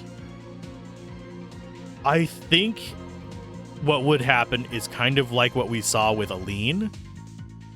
Because one thing that doesn't really get talked about a lot, and they do kind of hint at it here and there, they actually drop little bits about this in the lore throughout the story, is that Aline had been in there a while before Renoir came in and said, time to get out. He had been in there painting a while. I have a feeling the same thing would happen with Mael. I have a feeling she would be in there for a while and then get essentially a second fracture, and she would not last as long as Aline because she's a less talented painter. And I think her being a less talented painter is another reason to favor all these people are puppets rather than even emulating sentience. Because Aline being a stronger painter, a better painter, and able to craft more realistic people means that she can give people more, not necessarily sentience, but automation. Clea could do the same thing. Mael has not demonstrated that she's able to do that.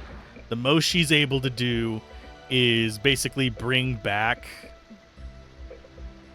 facsimiles of people from her own memories if she has access to their original chroma, and she's able to bring back ghosts that are just kind of generic entities that do what she deems is necessary.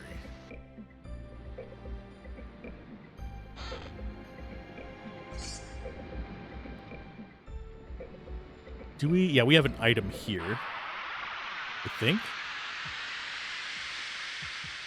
Yeah, I still think Versos is the healthy ending.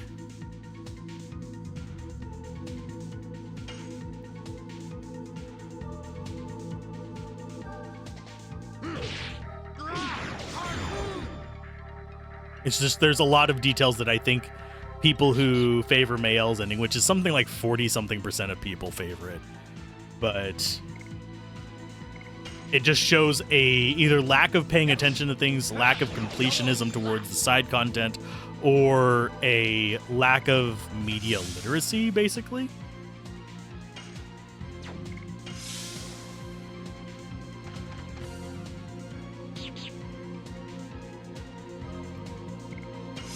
As far as the people who are like, this story sucks, that is usually people who lack empathy, from what I can tell.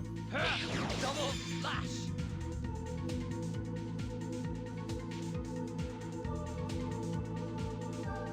Favorite. As far as like what they think is the right and proper ending.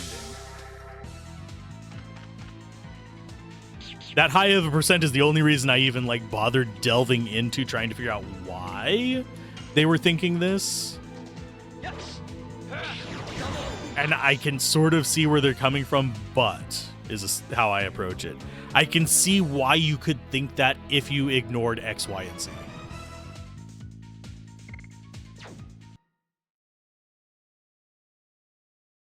We actually have a really big problem with that in society right now, where people will just straight up ignore a lot of things.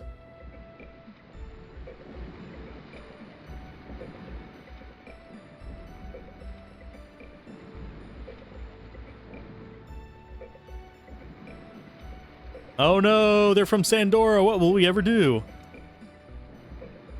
People are just dumb. I mean, I can understand that. And I will straight up tell people that they're dumb. And I will take down votes whenever I point out, hey, this is the information that was given to us through the game, through the story.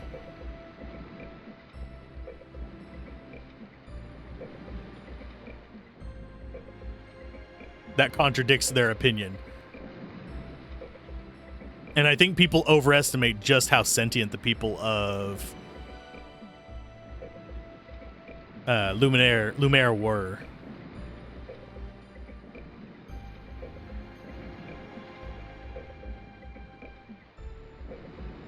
Especially, part of me, I know that it was just budget stuff. It's all about that budget stuff. But part of the budget stuff about it also lends into this, they're not sentient, if you take it as part of lore. Because you notice that a lot of background characters are pretty much identical.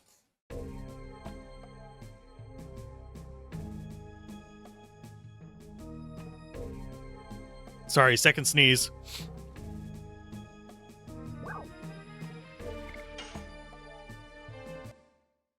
Goal tonight is Bale.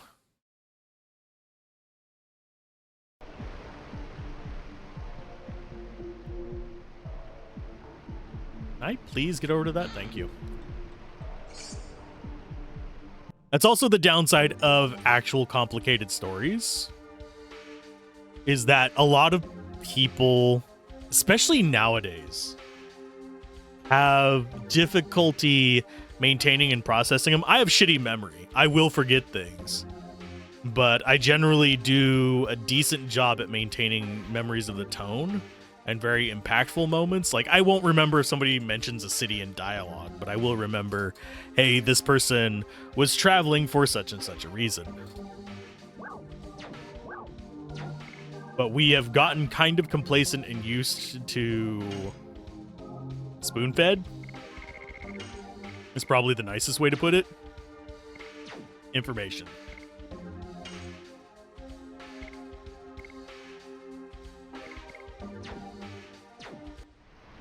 I am considering making the review for Expedition 33 a 2-part video. It might be one video with a big chapter list, or it might be 2 different videos, because the ending analysis is a pretty interesting thing to dive into, and why different people are reacting to the game in different ways.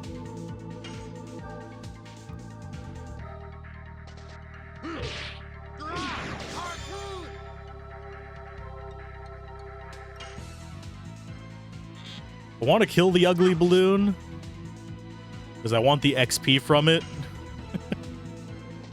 Yes. Double flash. The bat shouldn't run away.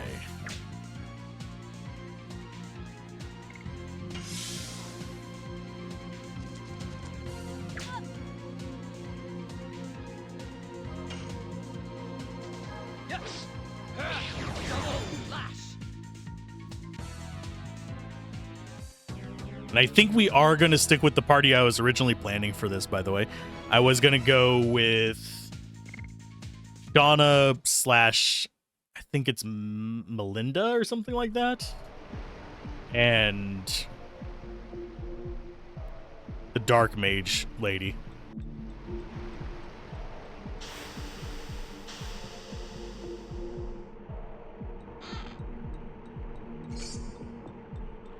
$20 gold. Oh, we can't actually go back up. I see the way to it. But we need to come back up to the top, and we'll go to the left first.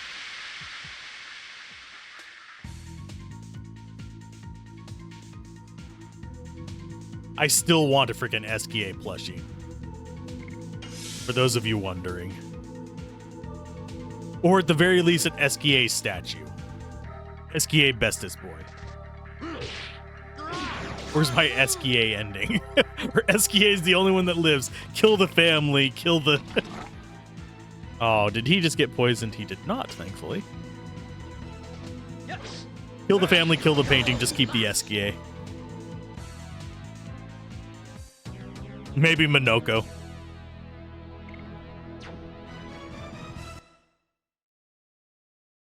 The world need only be SKA.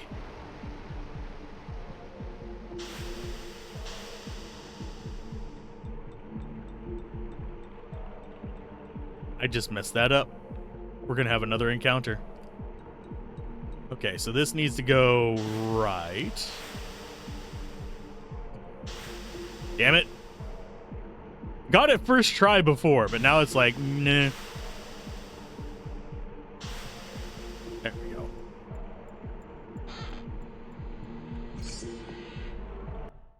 We want that one because it's a better weapon.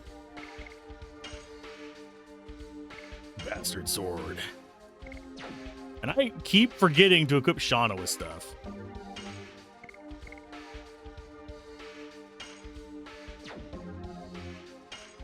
Does that actually make her... I think she's actually got higher defense than them. Yeah, she's got the highest defense right now because of Night Shield. She the tank. Of course, she also has the least amount of life, so... Not as tanky as one would hope.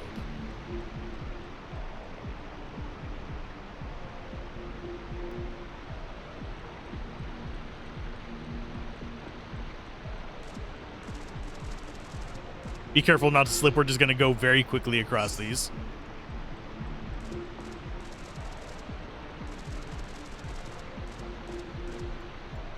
I like how they're just waiting back there. They don't actually...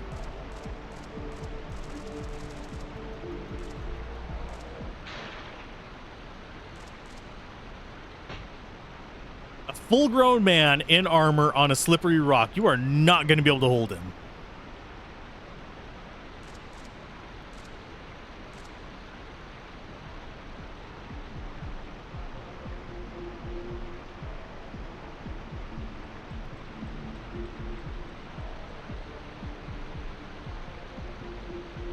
Yay, we saved Lavitz. He's not the bestest boy. Male bonding.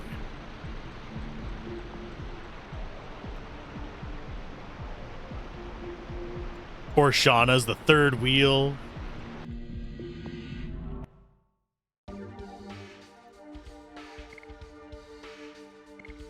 Okay. I forgot to see... What is total vanishing again? Destroys minor enemies, okay. That's not the one that does a fixed amount of damage.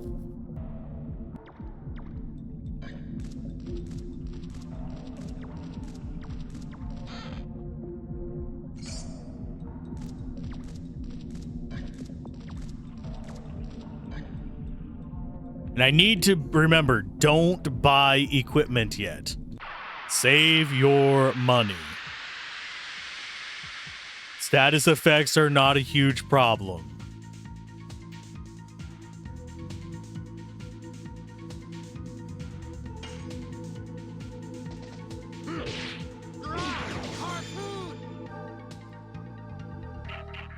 This is also a good grind spot because we have the healing point right there.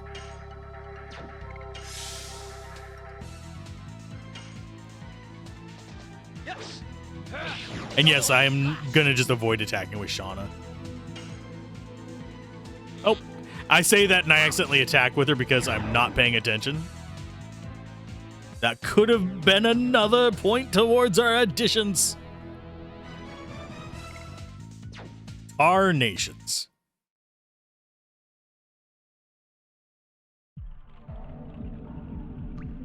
Okay, so we have this heal spot here.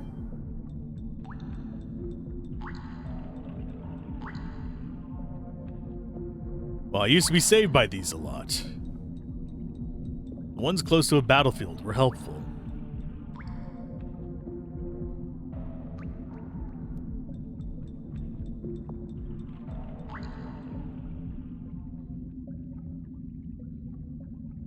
They mend your wounds. Who knew that fireflies could heal?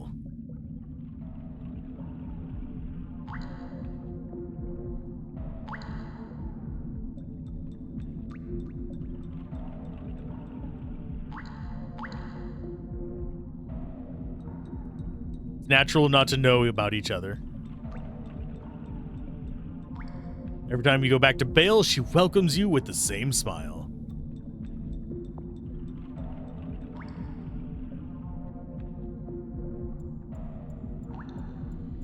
We have so many things to pick up in Bale.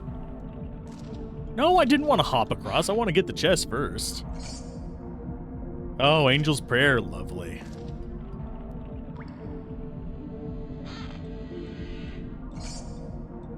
It's another damage item. That's always good. If I remember correctly, the way to the lower spiral is going to be off screen here, then back up north.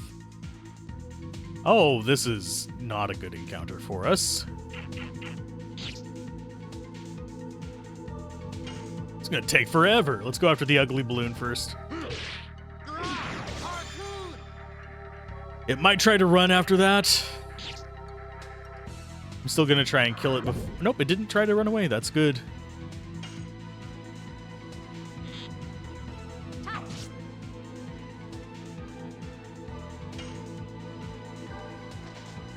I just want it to maximize XP.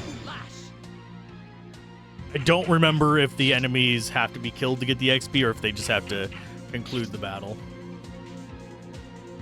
Can you guys stop picking on Shauna?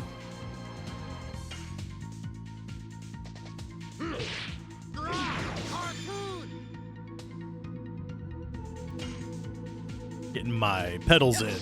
I've actually been a bit behind the past few days on those.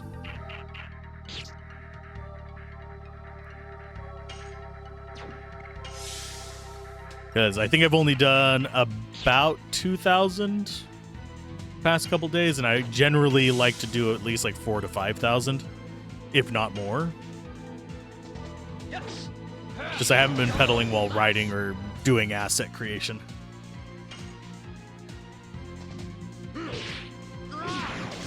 Speaking of which, I might have a new BRB screen soon.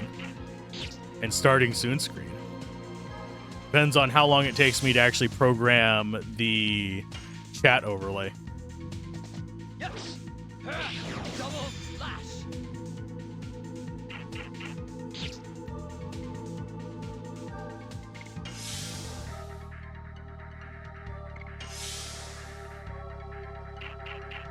Yeah, the one person not guarding. Yeah, joiks. And we do have a heal spot right there, so I probably shouldn't be worrying about this as much.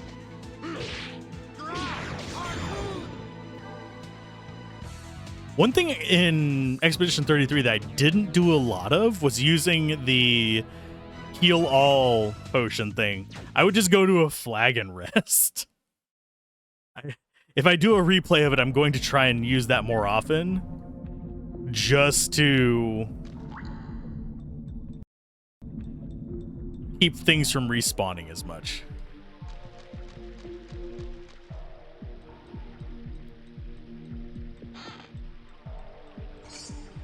Charm potion, that'll get sold. Yeah, I think in this game they should have either increased the price that things sell at, instead of having it be such a tiny, tiny fraction of the purchase cost. Because it's anywhere from like a quarter to, let's say like 10% or something like that.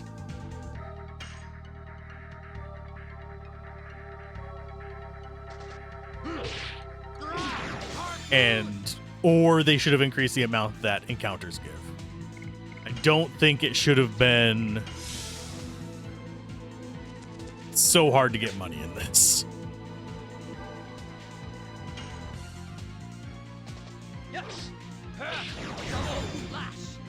Oh yeah, he has a bastard sword. He's way stronger than he was.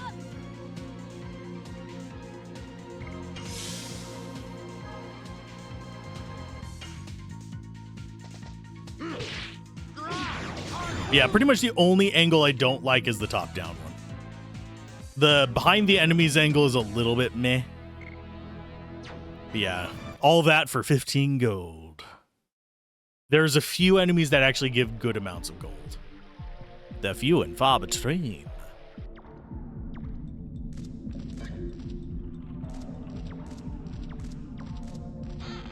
Let's see if we can corner the bugger.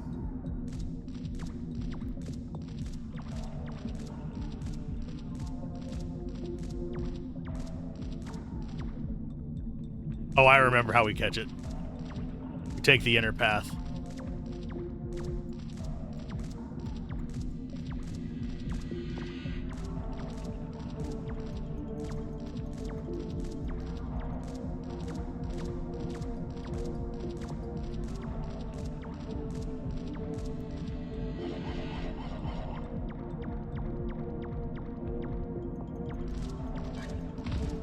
Yep. There's our Patank down. Da-da-da-da-da-da. Poison Guard, that's going to probably go on Lavitz, if I had to choose one. Because Bracelet is useless, we just use as an intermediary for other equipment slots. We'll see if I end up keeping them or not. Oh, we need to go this way.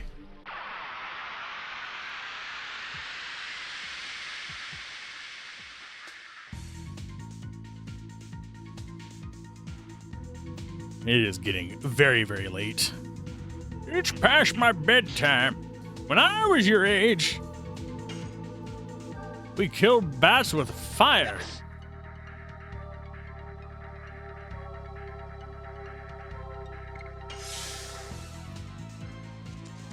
I mean the spell. Go ahead and beat the crap out of that guy, please. Yeah, just have to take out the bats, then we can do a quick heal up, and then we can take out the boss of this place and get to Bale.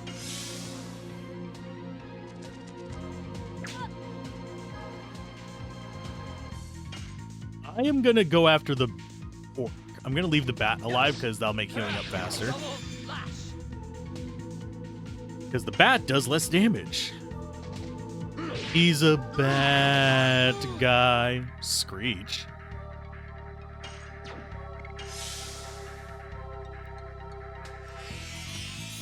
Oh, you prick.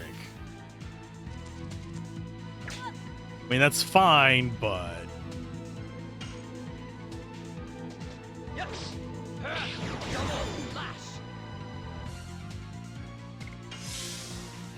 Now we should get back up to max, because I think if we...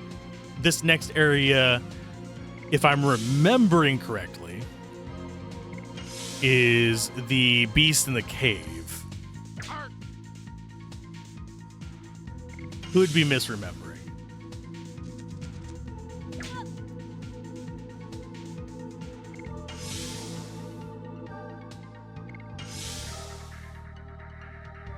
I don't remember him being awful last time, but since I can't parry using the right shoulder button, I'm in trouble.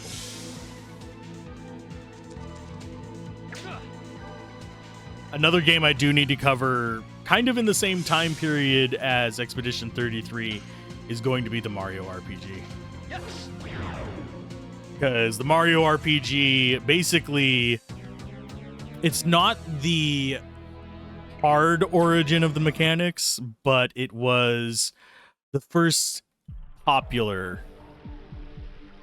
game that used the reactionary, like, quick time kind of combat effects.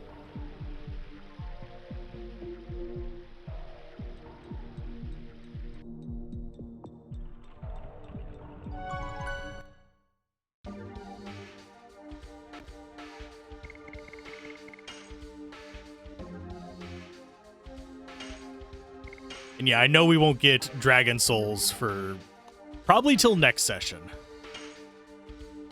But the end of Bale should have us at 7 Stardust. Which is redonkulous.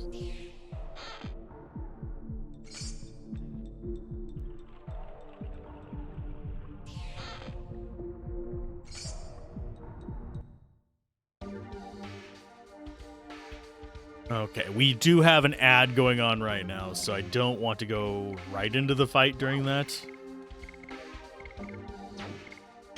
So we'll go ahead and equip stuff. So you can't equip the bandana.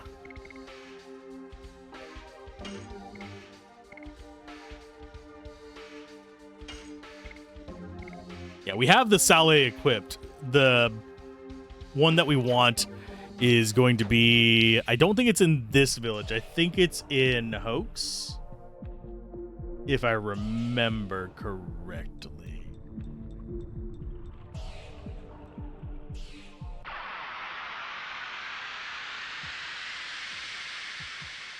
And this fight should get us through the ad break.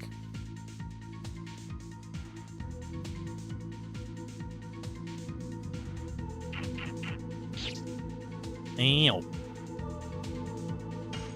Let's go. We'll get rid of one of the screaming bats. As I press it too early, because bad angle. There we go. I really wish I could lock it into a position, but that's not a function they have in this, unfortunately.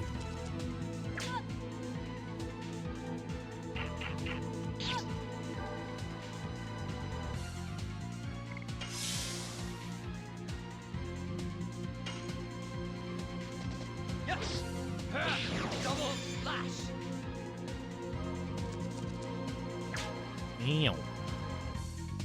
You jerk. I mean, we do more damage than he heals, but that still means that he's 2 hits away from death. His Lavitz just barely negates it.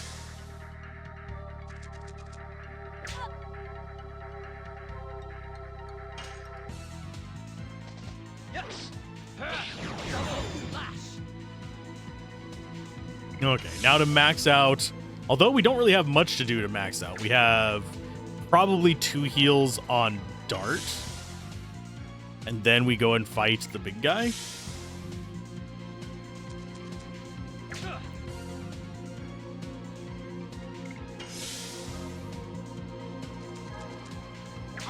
And we'll be using Shauna to drop the spells.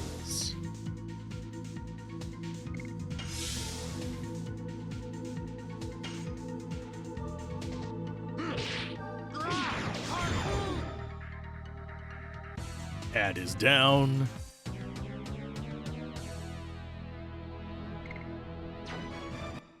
I just need to remember, don't buy gear. Don't buy gear. We can buy armor. We can't don't buy weapons is what we shouldn't buy. Armor doesn't show up in the loot that we get, if I remember correctly.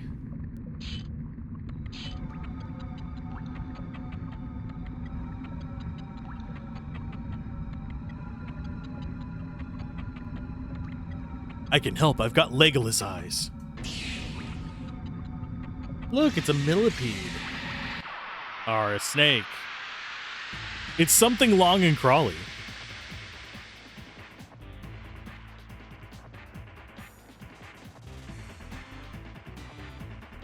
For some reason, it always reminds me of those plastic snakes. Those, like, super dirt-ass cheap plastic snakes that you find at Dollar Tree. That make the god-awful clicky-clacky noises.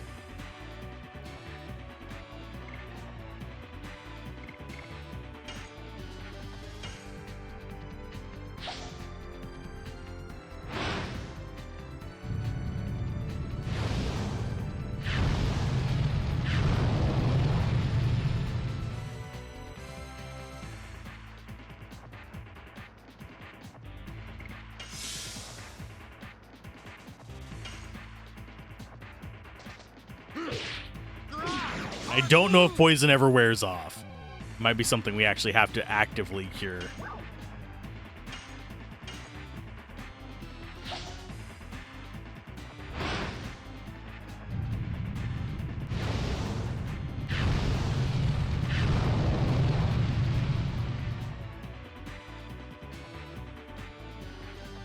There's 100 and some odd damage for you. Ow! And I think we can just soak this damage. Yes. Double slash. We'll just heal whenever he is in his little hidey hole.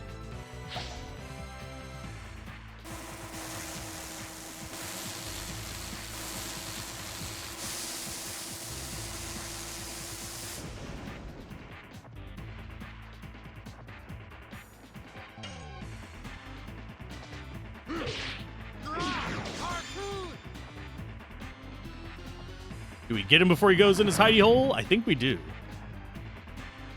Nope.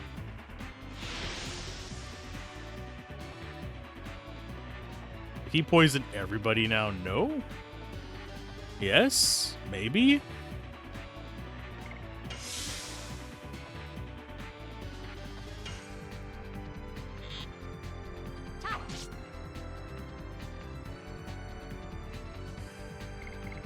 Item. Get rid of your poison.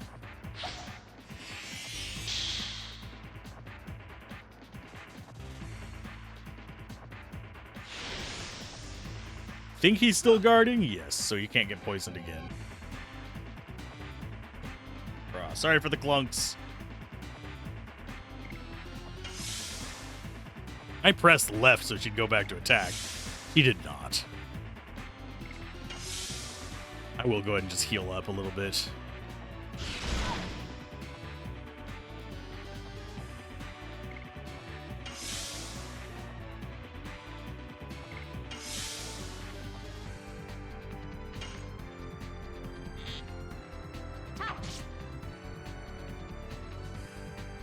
I should have gotten one more damage item.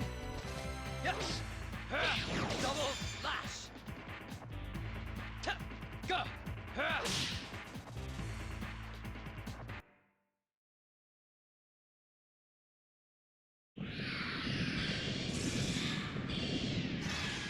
Monster of the Cave, vanquished!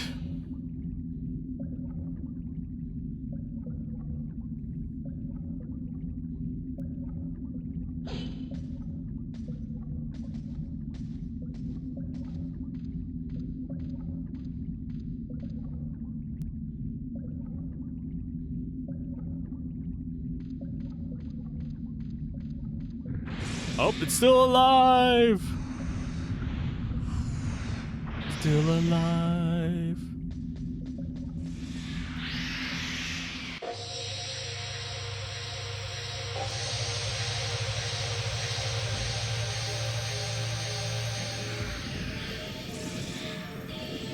What the hell, Shauna?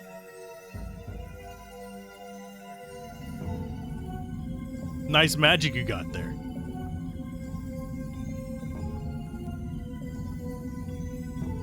What was that? Dragoon power latently awakening within her. And another level up.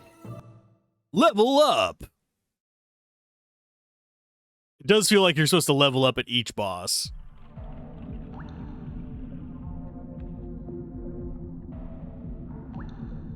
You cast Holy Magic. Congratulations. You can now summon Alexander.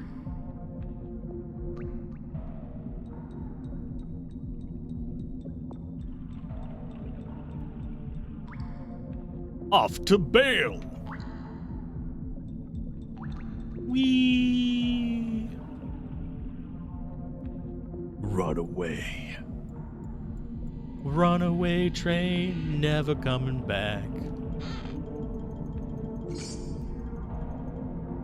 Watch us get the bird again with no damage items. That would suck.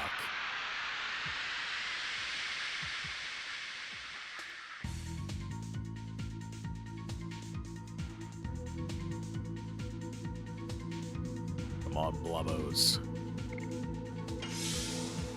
Bring what you can. Oh, balls.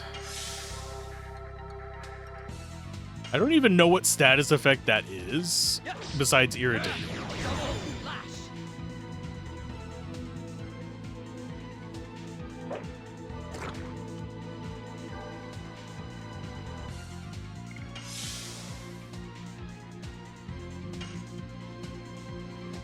Yes. Double lash. It basically shuts down your ability to just attack. I think it's darkness, but why you're getting that from slime, I don't know. Unless they're like canonically throwing it at your eyes. Would you like a little bit of slime in your eyes? And there's slime in your eyes. That's amore.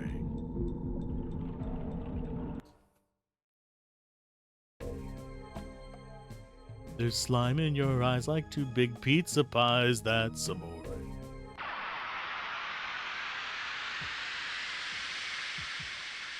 It's gonna be a bird. Calling it now. No, it's a blob. Hey! I wouldn't mind seeing a bird. It's just, I'd rather get it when I actually have damage items so I can, you know, get the 1,000 freaking gold from it or whatever it is. Because they're basically the metal slimes of the game. And dart. Finish him off. Yes. Double lash. Triple slash. Quadruple slash. Omni slash. Wait, what? Wrong game.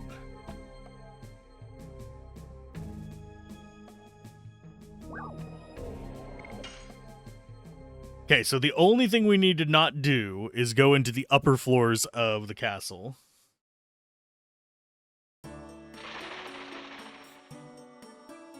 Actually, maybe we do.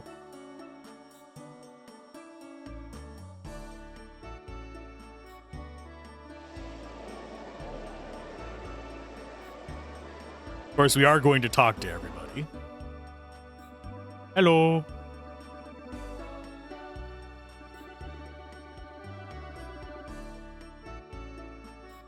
Paint our portrait.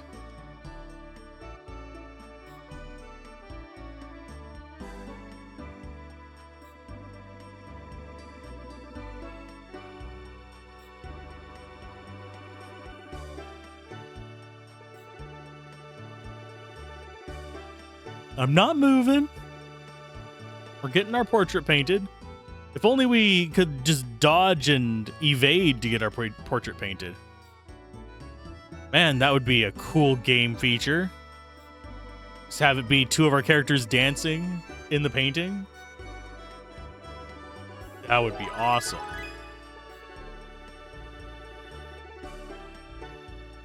Isn't it a little too handsome? Aww.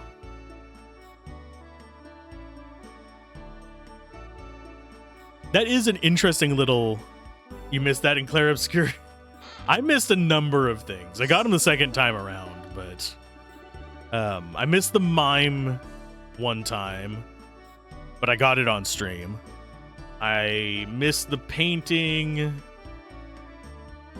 And I missed... Oh, crap. I think the very first time I missed one of the optional costumes.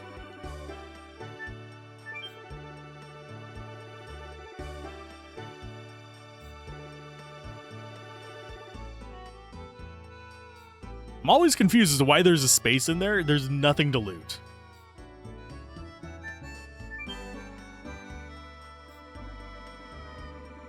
Just don't let me go back there. It'll be fine.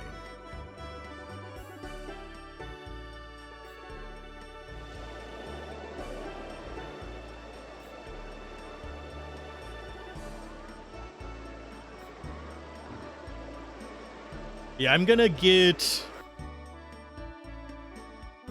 We're gonna go ahead and, of course, get the wine.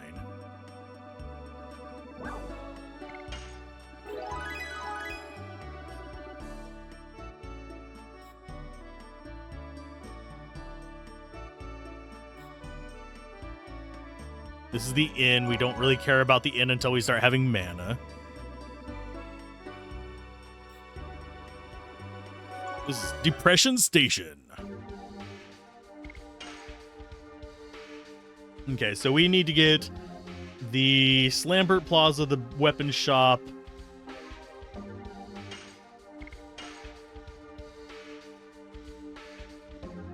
And I think that'll be it, and then we'll do the rest of the Bale ones tomorrow. Because we have to go to the castle before we can go into Lavitz's house.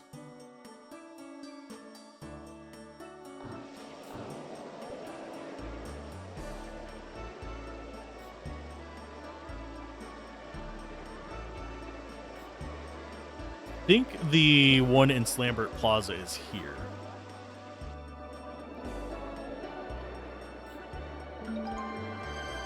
But there's one. The other one should be in here. Oh, this isn't the weapon shop. Well, let's sell some crap while we're in here.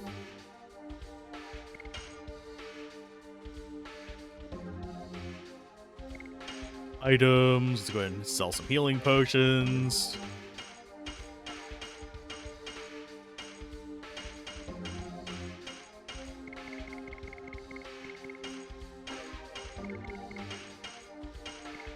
We'll go down to 2 Angel's Prayers. Charm Potion can go away.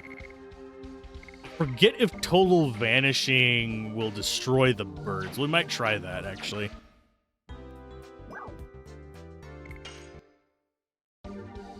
I forgot to see. Do you have anything that we want to grab?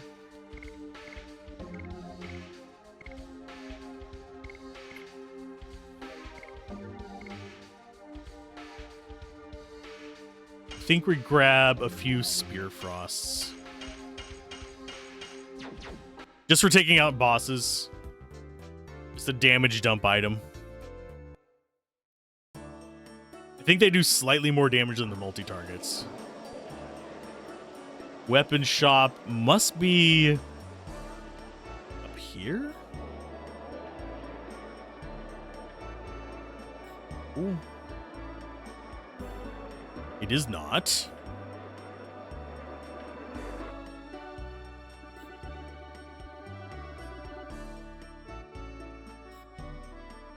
And yes, I do remember the balancing beam. That's gonna suck. I was actually contemplating doing a 12-hour stream tonight, just having it loop around, but that does not seem like it'd be well for me.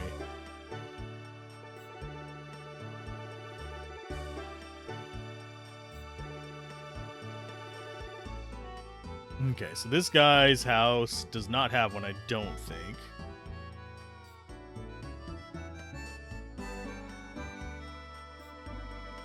Weapon shop is further in.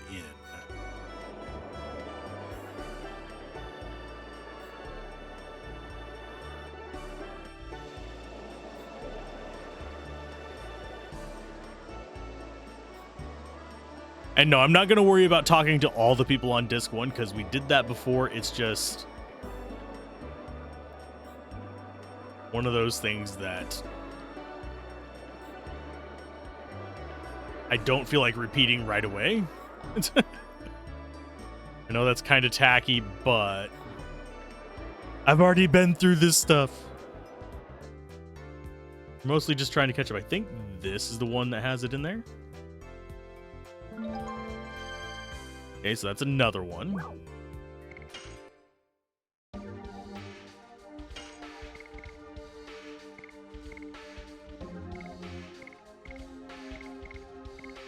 that only increases magic attack, so it's not worth it. The guards are not worth it either. He already has a leather jacket.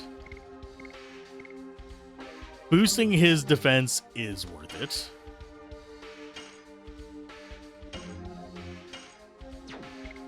And let's go ahead and sell junk items. Broadsword is weaker. Clothes can go away. We keep one bracelet.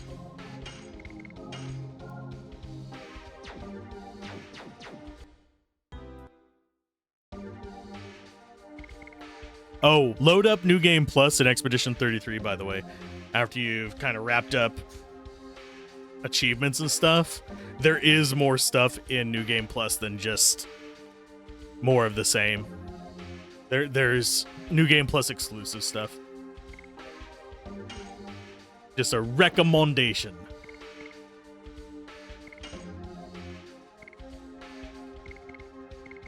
Okay, leather armor is just garbage.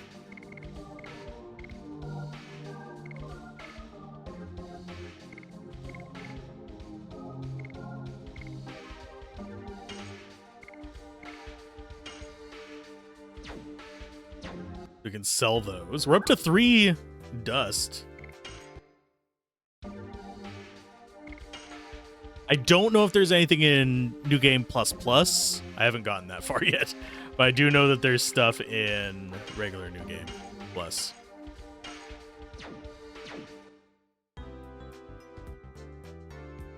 Okay, so we got that one. I need to check these off.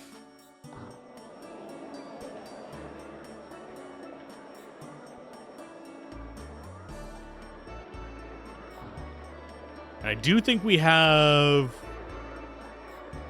something we need to do dialogue with here.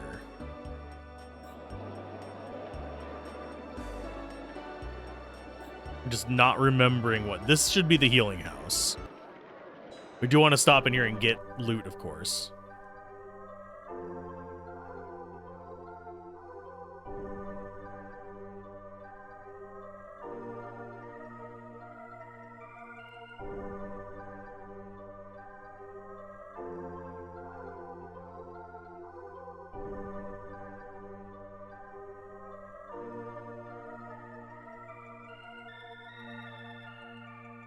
Could have sworn one of them gave us something, but I guess not.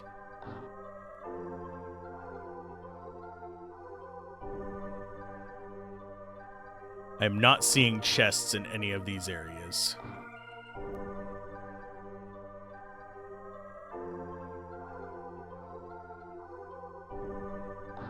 He just complains about the door not being locked.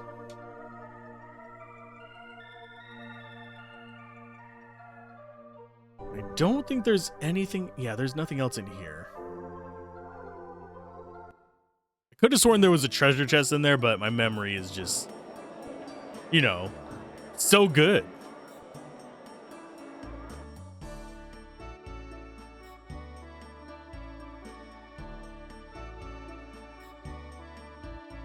Bow wow. Wee woo.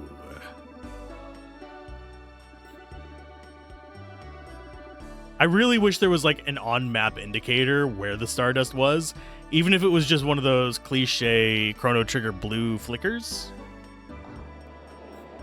that you do often find like tabs and stuff using.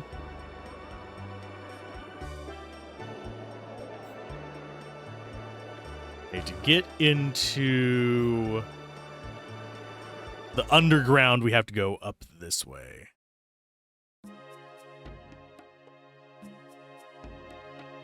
But we're going to get the basement area one.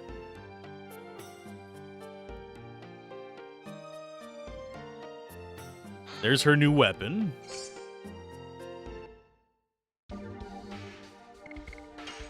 I don't think there's a reason to keep the original weapons.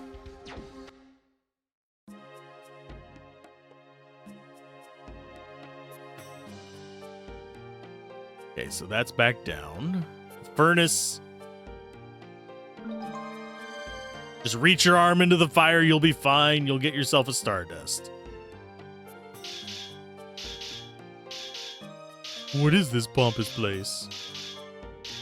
Okay, I don't think there's anything here.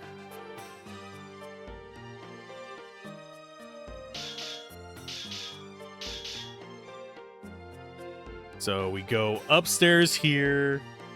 We've got the furnace in the back one.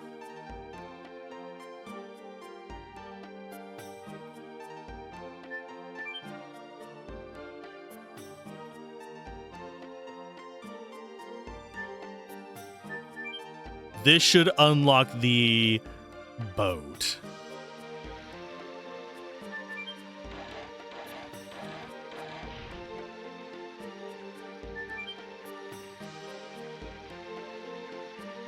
That we can use to go to some other lovely places. But yeah, this next one is Indil's Castle, upper level, back of raised room on far left.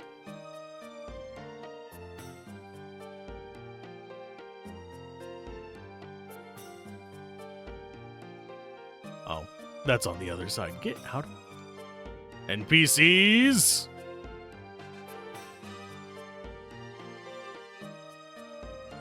Okay, so this is nothing.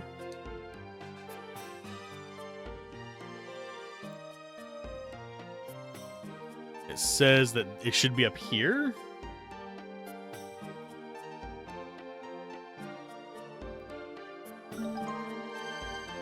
Just going down the Stardust list. Out of my way. Heathen.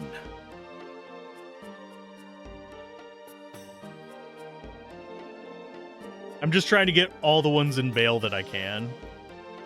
And we're not going to be able to do the one in Lavitz's kitchen just yet. But we will be able to do it next time whenever we do the castle.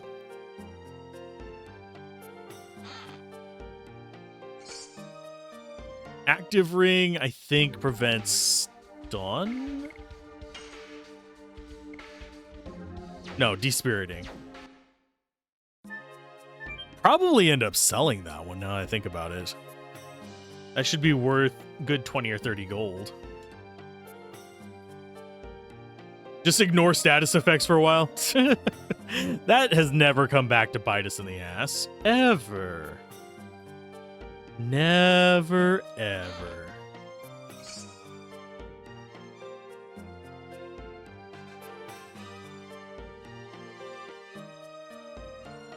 I'm trying to remember how to get into the underground. I think we go back out.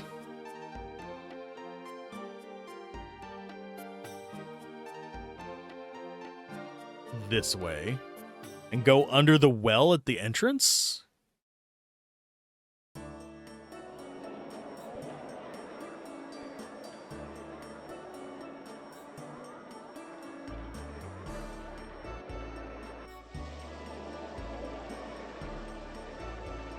Because we have to bribe this guy to get past him.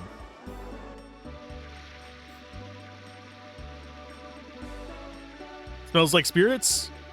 But they're not teen spirits. You're not going to Nirvana.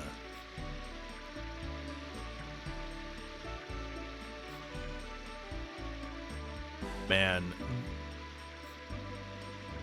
I've gone back and listened to Nirvana.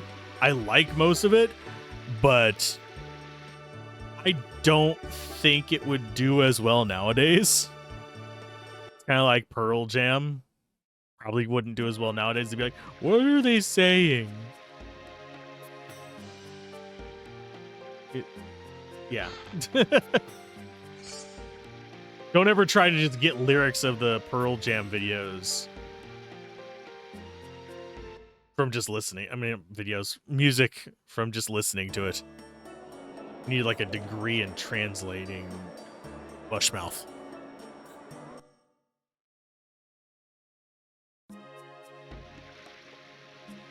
boat should be this way.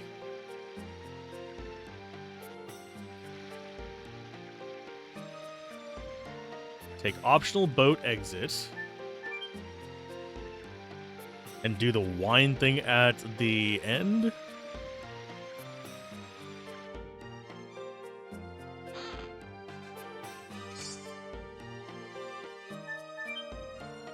And no, I don't have a full treasure guide. I have a partial treasure guide.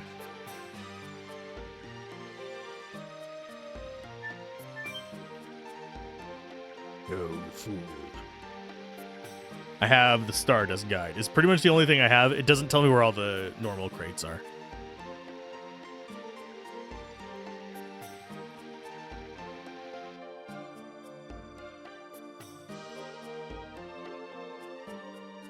I wonder if this was inspired by Vienna. The city, not the sausage. Can't say I'm a fan of Vienna sausages. And it's not that they're like the worst thing I've ever witnessed. They're close, but ever since I've seen someone do the thing where they pop it open and basically shotgun the entire can, I haven't been able to look at Vienna sausage without kind of cringing a little bit.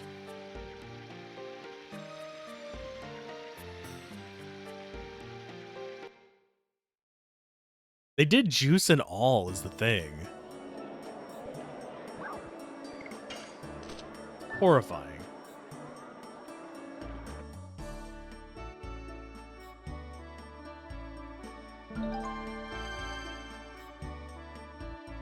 Were we able to unlock that? No. We got that one. And yeah, the next one is literally just Lavitz's home. So we do the castle stuff next time. Let's get up into the castle so I know to do that.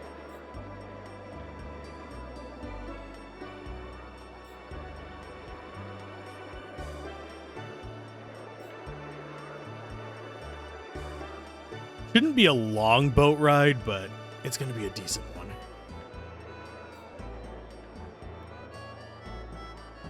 I love the attention to detail in these matte backgrounds. It's something we don't see very often in new games. It's actually one of the things they were doing a nod to with the music disc areas and kind of like the side areas in Clair Obscur. The single camera angle, kind of just arts focused, make it look pretty situations. It was a nod to that. And we actually see that several times in Final Fantasy, where it's a fixed camera on a background. They also do the make you feel small scene shifts as well, which is something that it's not as common, but it is something Final Fantasy X did a lot. Just, it's a reminder of scale, which I think a lot of people fail to realize its function in storytelling because, oh, I can't see my character in super high fidelity. They're so far away. There's a point to it. If you're staying immersed in the game, if you get de-immersed in the game, it can be a problematic thing because it's just annoying. But if you're immersed in the game and you're appreciating the environments, getting set out like that just makes it's supposed to psychologically be a reminder that you are not as significant as you think you are in that world. The world will crush you.